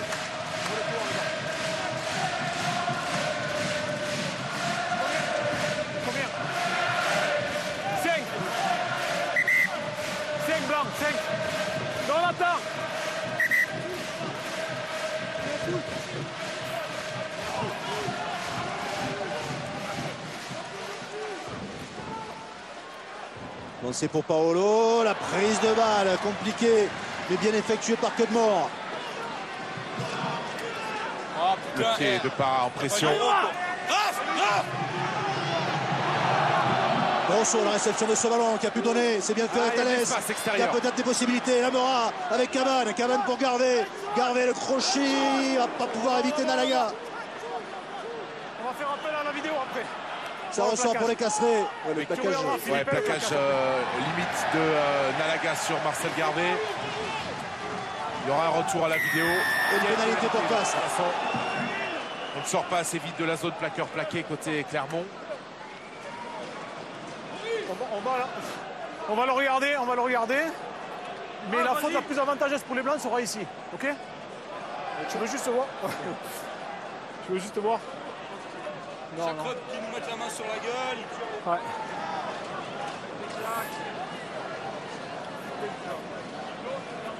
Alors il veut revoir le plaquage ici, regardez, de Garvey qui va projeter à l'intérieur Nalaga. Il va le prendre. Discipline, Jean.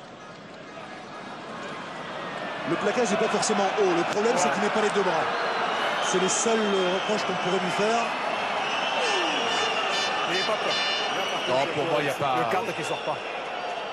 Ouais. Mais, ok. Mais mettez bien les deux bras. Voilà. Ok. Nous sommes d'accord. La faute, elle est plus avantageuse ici. Le 4 jaune. Alors, il y a donc 2 pénalités pour M. Garcès. La première sur le plaquage de Nalaga sur Garvey. Mais comme la seconde faute qui intervient derrière permet à Castres de bénéficier d'une pénalité qui est plus avantageuse parce qu'elle est mieux placée pour Henri Cocotte, il reste sur la seconde. L'équipe de Castres qui pour l'instant n'a connu qu'une seule victoire à l'extérieur cette saison. Henri Cocotte, vous voyez, qui n'est pas trop en réussite, 1 sur 4 seulement depuis le début de ce match.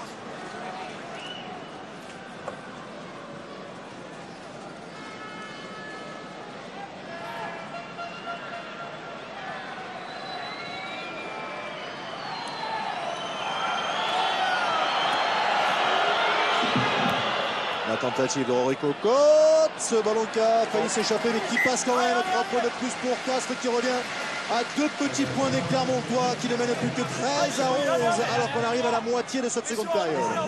David, on a vu que vous avez fait douter ces Clermontois sur toute une période, mais vous le disiez il y a quelques secondes, c'est le plus dur qui démarre maintenant.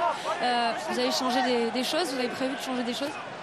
On a prévu de changer des choses. J'aimerais qu'on tienne un peu plus le ballon, qu'on les mette un peu plus sous pression. On voit qu'on obtient des pénalités. Maintenant, il faut les mettre. On a laissé pas mal le point en route aussi, c'est dommage. Maintenant, il va falloir être hyper rigoureux, hyper concentré parce que ça pardonne pas à l'équipe de Clermont. Merci. Geoffrey Palis. Lâchez, Par le lâchez. sol.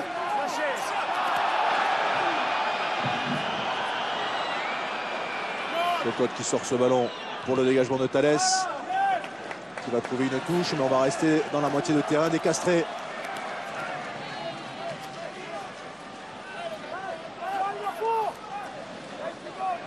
Mais là, C'est moi.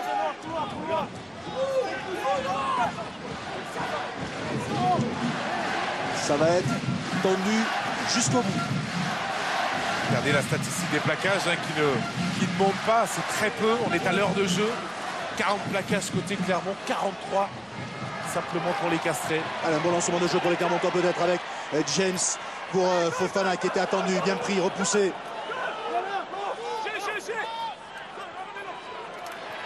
Morgan Parra qui a failli s'échapper, il est repris. Conteste de Henri Cocotte. Et pénalité pour Castres. Alors, considère M. Garcès que Morgan Parra garde le ballon au sol. C'est vrai que le soutien est un petit peu en retard Soutien côté tardif. Clermontois. il garde le ballon au sol, il est sur ses appuis. Soutien tardif, pas efficace. Pénalité.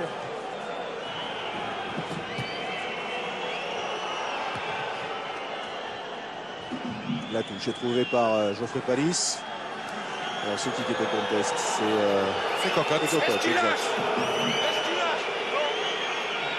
Il n'est pas plaqueur. Il n'est pas plaqueur et c'est lui le premier qui arrive. Après, le soutien n'est pas efficace, je vous dis ici. Le lancer pour Brice Mac. Les Castrés qui sont revenus légèrement dans la moitié de terrain des Clermontois.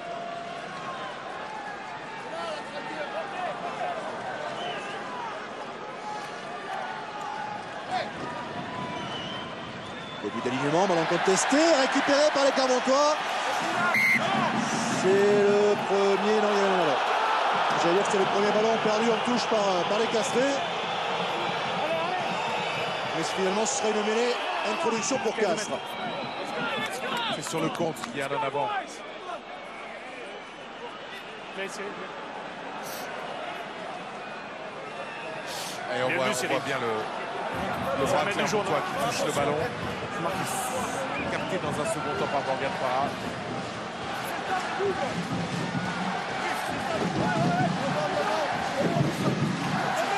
Concentré pour Kazema. Il sait que ce match n'est pas encore gagné, loin de là.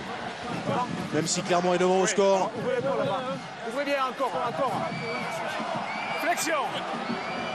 Alors que Marcel Garvey a délaissé son aile droite pour venir dans le dos de ses centres. Ça va au sol.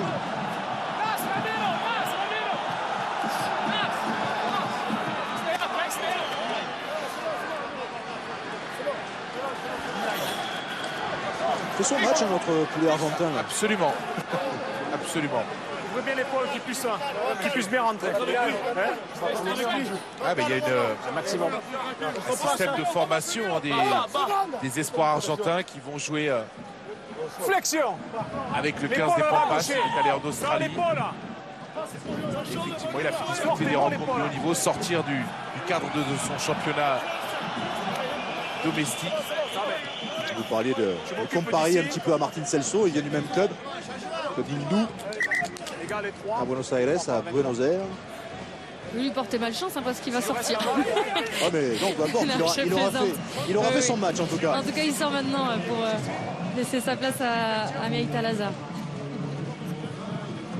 Belle découverte du top 14 en tout cas pour l'Argentin à Marcel Michelin.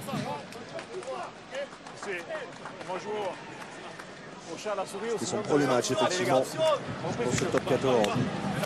Il est arrivé lundi seulement à Castres. Flexion. Sur la mêlée en faveur des Castrés de Rory Cocotte. Pas combiné sans doute derrière. Regardez Marcel Garvey, position de 3e centre. Ce bloc de 3 joueurs. Alors, sorti par Classen, on va finalement partir le fermer, mais mauvaise transmission. Cocotte a pu donner à Diarra. Toméopo. Et cette fois on va partir vers les extérieurs. Thalès avec Cabane. Et Cabane pour Garvey. Le voilà Marcel Garvey. Garvey qui essaie de raffûter, il avance. Il est plaqué. Ballon toujours pour les Castrés. Avec Thalès. Donné extérieur. Cabane, c'est bien fait. Avec Toméopo qui peut écarter. Le ballon pour Caballero qui accélère, qui arrive dans les 22 mètres de Clermont. Ballon libéré, toujours en faveur des Castrés avec Lazare. Pas d'en avant. Le ballon qui sort pour Thalès. Thalès qui va trouver Palis. Palis pour Grosso. Grosso, le cadrage débordement. La Chistera pour la morale. On doit derrière sur Garvey. Garvey qui va pouvoir peut-être donner, oui, dans un deuxième temps, mais la défense de Clermont s'est bien remplacée. Palis qui est plaqué. Ballon toujours pour les Castrés. Gros temps fort là pour les Tarnais, pour les champions de France. Pas à l'avant d'Anthony Classen. Avec une belle situation là de passe au contact successive. Regardez, ça part d'ici avec cette longue passe sautée de Thalès pour Palis. Les appuis ici de Grosso. Cadrage débordement. Qui sera récupéré in extremis par Fofana. Et là, le petit 1-2 avec Lamera, Garvey. On voit l'action sous un autre angle. Le cadrage débordement de Grosso. La passe et la remise intérieure de Lamera pour Garvey. Nouvelle passe au contact pour Palis. Point de fixation et sur le renversement. La passe un petit peu basse pour Classen qui commettra un en avant. Ici.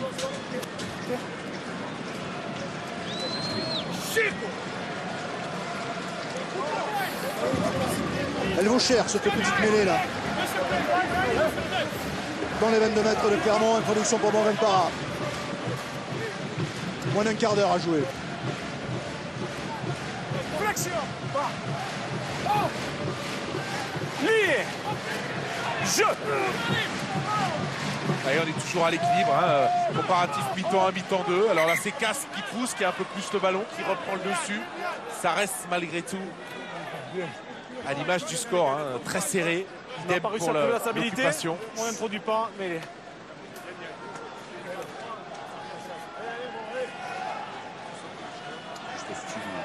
Chrono. Ouvrez bien, ouvrez bien. 20 auteurs. Ouvrez bien là-bas aussi. Il reste 14 minutes. 2 points d'avance pour Clermont. Flexion. Une 76e victoire à domicile. Une 60e victoire à domicile d'affilée en top 14. Les Castrés qui fait l'effort. Le ballon qui a du mal à sortir. Chouli qui va relever ce ballon. Pour James. James qui est sous pression, qui va finalement écarter sur Burn, qui lui peut dégager. Et belle adaptation de Brock James avec la solution de Burn sur sa gauche. Qui dégage plus sereinement. Regardez, il va être un peu sous pression à la passe un peu haute. La pression de Mac. Non, c'est de Caballero, pardon. Et finalement, le pied gauche de Burn.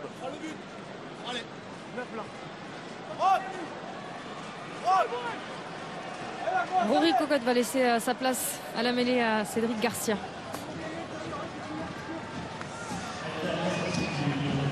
2 sur 5 seulement pour Henri Cocotte ce soir, lui qui est le meilleur marqueur de cette équipe de Castres. Avec 193 points avant le début de cette rencontre. On aura rajouté 6 ce soir.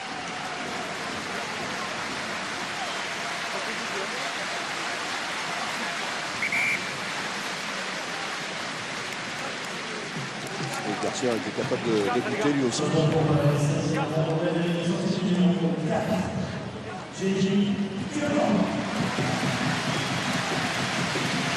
Du centré aussi en deuxième ligne clermontoise avec l'entrée de Nathan Hines à la place de Jamie Cudmore. Jamie Cudmore qui avait pris un carton jaune l'an passé lors du match face au Castré.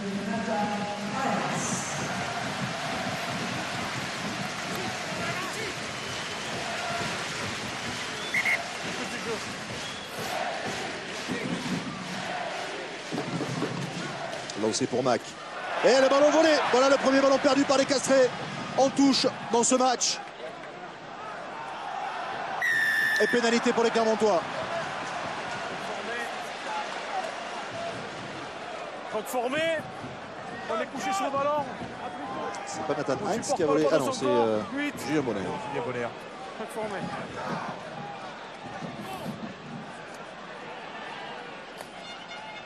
Et la pénalité derrière, puisqu'on est venu écrouler l'édifice côté Castré.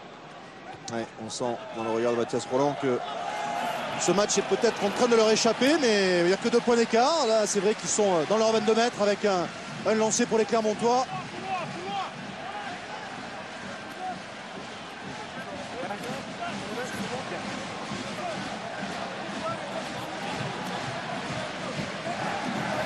Un alignement réduit par les Clermontois. Gros ballon porté, ça passe par le sol.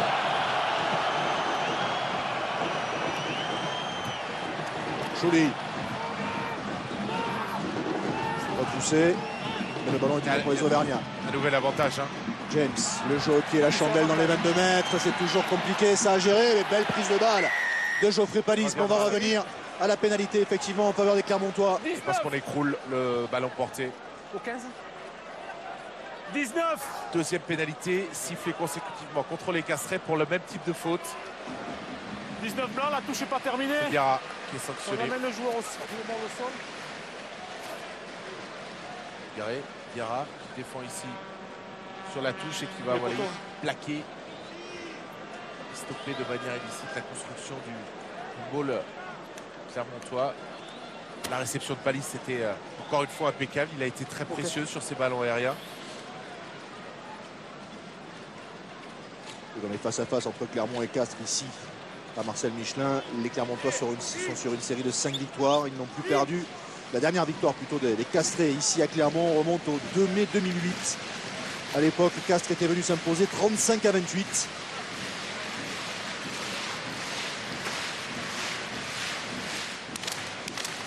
Morgan Parra pour redonner un petit peu d'air à son équipe.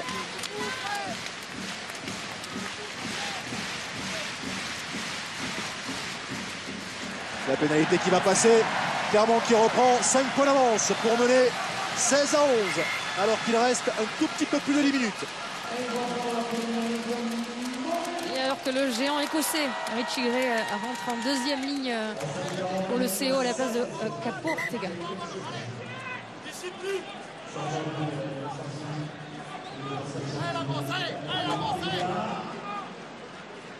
Richie Gray qui a marqué un essai dans le dernier match de Castres à Biarritz. Ballon mal maîtrisé, récupéré par Mac qui a pu libérer. Gray justement, le voici. Avantage en cours pour les Castrés sur l'en avant. Le départ de Komeopo. Stoppé. Garcia qui part dans le fermé. Avec Thalès, retour intérieur sur Grosso. Qui arrive lancé, qui peut libérer. Ballon pour Garcia. Caballero maintenant.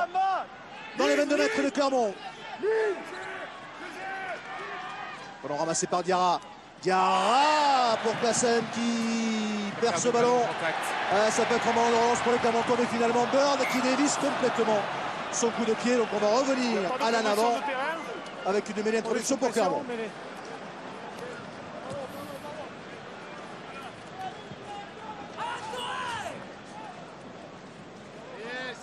généralement, on ne voit pas souvent des arbitres qui reviennent à un avantage lorsqu'il y a eu le choix du jeu au pied. C'est fait. Là, il considère, c'est vrai d'ailleurs, puisque le gain de terrain n'est pas conséquent dû au fait que Lieberl ait débuté sa frappe. Il revient donc à la mêlée, mais souvent les arbitres, dès l'instant où le joueur choisit d'utiliser le pied, considèrent que l'avantage est terminé. On ouvre les épaules là.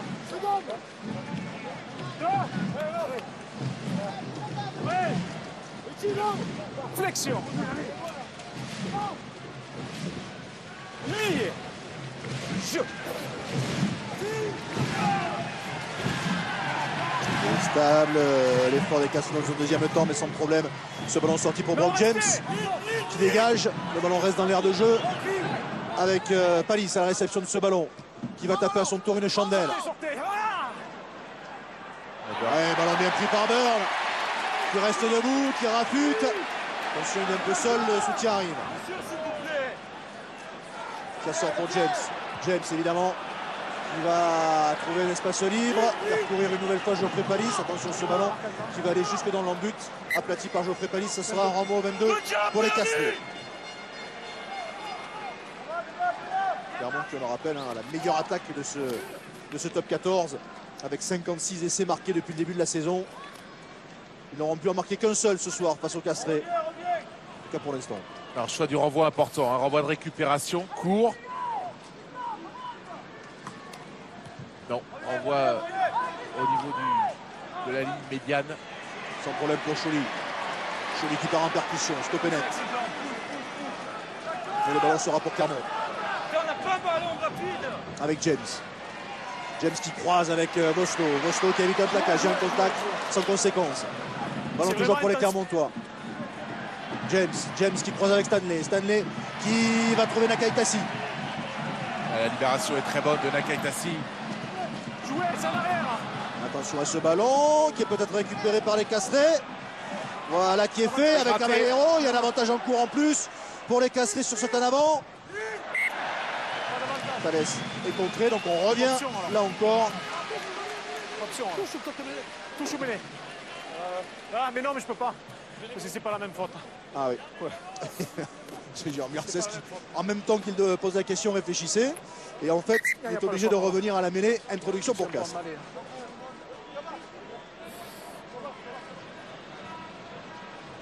Beaucoup de confusion, on a revu en avant ici. Commis par Julien Pierre. On ne profite pas à Caballero et au Castré. On revient encore une fois là. La première faute.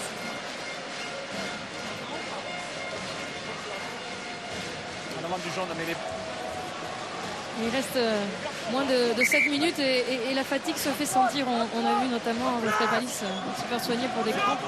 Elles peuvent être longues ces 7 minutes. D'ailleurs il sort, voilà.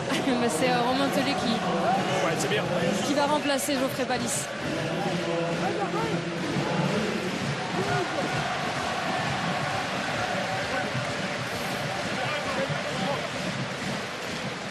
Romain Tellet discute son deuxième match depuis sa grave blessure. Il avait joué 5 minutes lors de la dernière rencontre. Il a joué 7 minutes cette fois.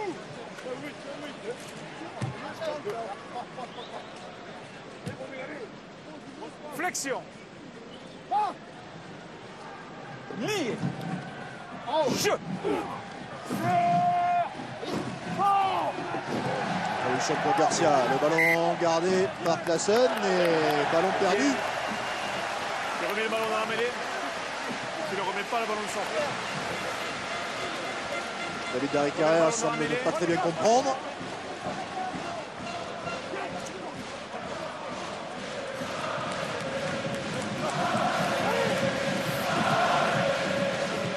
Bien avant de classer le moment où il veut se saisir du ballon. Il laisse échapper une munition précieuse dans les Castrés, 6 minutes. Flexion. Lié. Jeu. Coméopo est un petit peu en travers et les Clermontois qui prennent le dessus sur cette mêlée. Et l'obtenir. Le bras tendu de Monsieur Garcès. Ça sort avec Morgan Parra qui a vu la brèche, qui rentre dans les 22 mètres. Parra qui peut glisser ce ballon, superbe. pour Nalaga. Et le deuxième essai de Clermont. Castres est en train de craquer dans cette fin de match.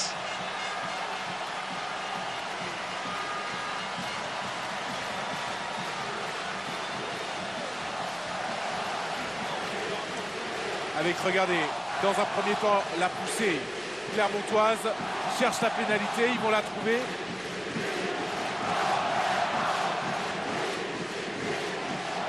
Cavaliero qui est un petit peu retenu par le maillot, par Julien Pierre, mais en tous les cas, le geste, regardez, il va vouloir se dégager ici. Il est tenu, il a un petit temps de retard, du coup, il n'arrive pas à aller défendre sur Parra, mais le geste sur cette action, c'est le passage de bras de Morgan Parra pour délivrer une passe sur l'extérieur à destination de Nalaga qui conclura dans l'embut. Napoléon Nalaga qui a marqué 4 essais sur ses 3 derniers matchs de top 14 et qui permet à Clermont de s'échapper et surtout qui sort Castres du bonus défensif.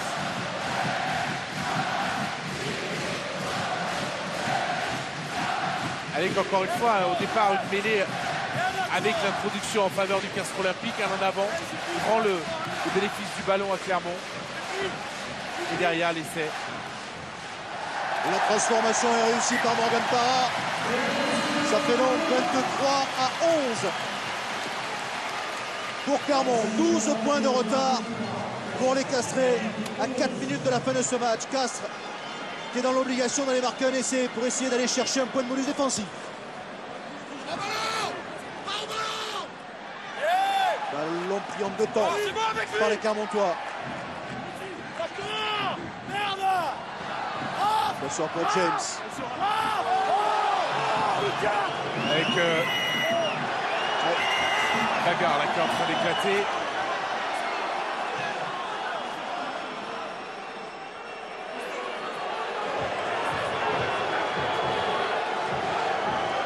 J'ai l'impression que Clément Ric était particulièrement agacé. Il est en train de se faire soigner d'ailleurs. Ça a démarré entre Clément Ric et Christophe Sanson.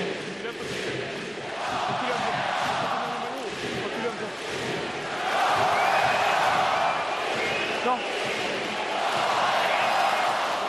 4 fautes sur le déblayage, le 17 jaune, retourne blanc. Après, il y a le 4 aussi. Comment? Après, il y a le 4 aussi. 4 bien. Tu veux qu'on regarde? Oui, regarde la vidéo, Philippe, on va regarder. Hein. On va voir le jaune. Pourquoi il y a cette réaction du 4 blanc? C'est ce qu'on veut voir. Un tirage de maillot, semble-t-il, au départ de Chaume. Peut-être sur Sanson.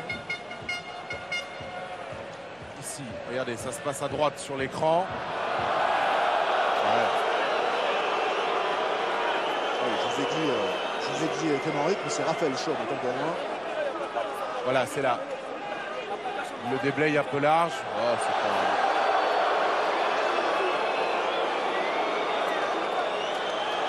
Ah, il y a un petit échange de coups après dans un deuxième temps. Les deux. Il y a un coup de poing qui part en premier lieu de Chaume qui n'atteint pas Sanson et une riposte du Vous êtes copains, mais... Non, mais c'est pas méchant, c'est le jeu. Je vous jure, on se connaît bien. Il n'y a pas de souci. Vous retenez par le maillot, d'accord. Il y a une réaction de votre part. C'est le folklore. Deux petits cartons jaunes. Ok. C'est dommage. Christophe Sanson a été formé à Clermont. Il est revenu ensuite jouer pendant 3 saisons. Le 11 se connaît bien. Et d'ailleurs, la réponse de Garcez, un petit carton jaune. Voilà. Un carton jaune de chaque côté. Les deux équipes qui vont terminer à 14.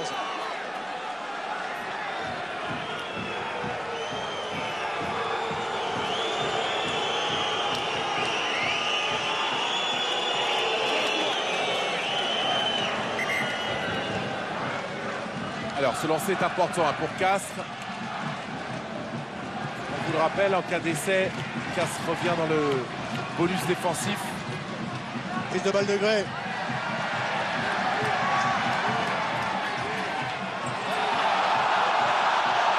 Ça se chauffe. Avec le départ de Tommy Oppo. On est à 5 mètres de la ligne d'en but des Clermontois. Ballon relevé par Caballero qui part en percussion, qui avance, aidé par ses partenaires maintenant. Ballon toujours pour les Castrés. Moins de 2 minutes 30 à jouer. Phase de plaquage. Phase de plaquage. Mais là, l'équipe qui progresse. Non, c'est pas de molle. Hein? Oh, c'est ça, je pour le plus d'espace. Van Cotta qui est descendu sur le bord de touche pour ces dernières minutes capitales.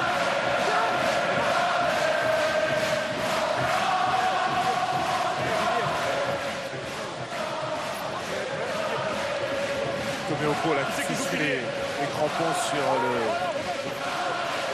dos de Oslo. Alors c'est Damien Chouli qui va sortir.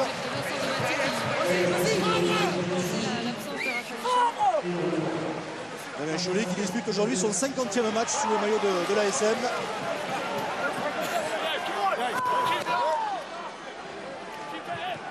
Longue liaison. Hein.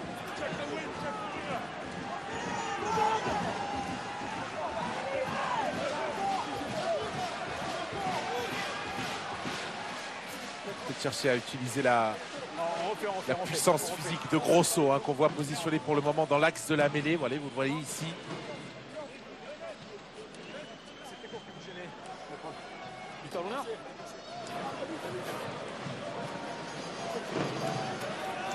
Ça ressemble à la dernière chance pour les Castrés pour aller chercher le point de bonus défensif.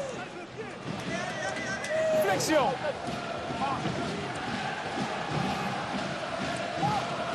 Serge Millias, il va faire l'action avec ses joueurs.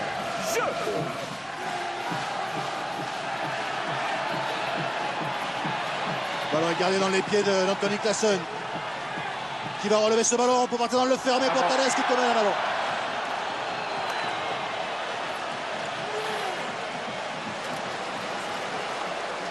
La déception de David Darrick Carrère, les Castrés.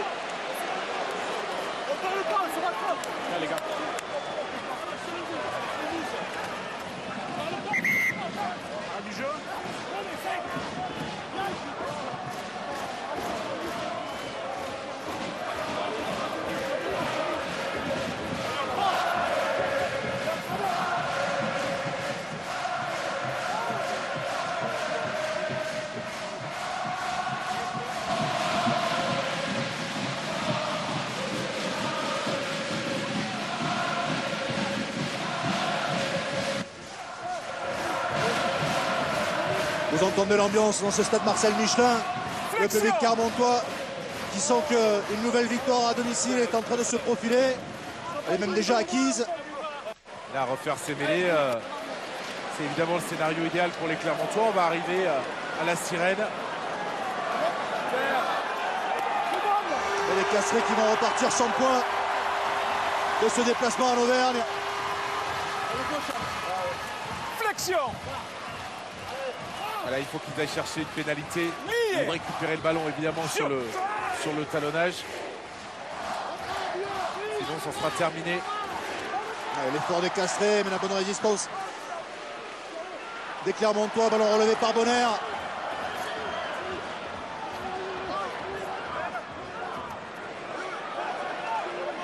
Ils ont voulu de la lutte dans les rucks. C'est terminé. C'est terminé. Ballon est enterré. Et monsieur Garcès qui siffle la fin de cette rencontre sur la 76e victoire d'affilée de Clermont à domicile. La 60e victoire d'affilée en top 14 à domicile pour les Clermontois face à Castres, 23-11, 0 points pour les Castrés. La fin de saison pourrait être compliquée pour les champions de France en titre. On va rester avec vous, Philippe, pour l'interview fin de match. Il y aura ensuite le débrief avec vous, avec nos spécialistes autour de François Trio. Et puis dans un petit quart d'heure, jour de foot première édition avec le grand format de Montpellier.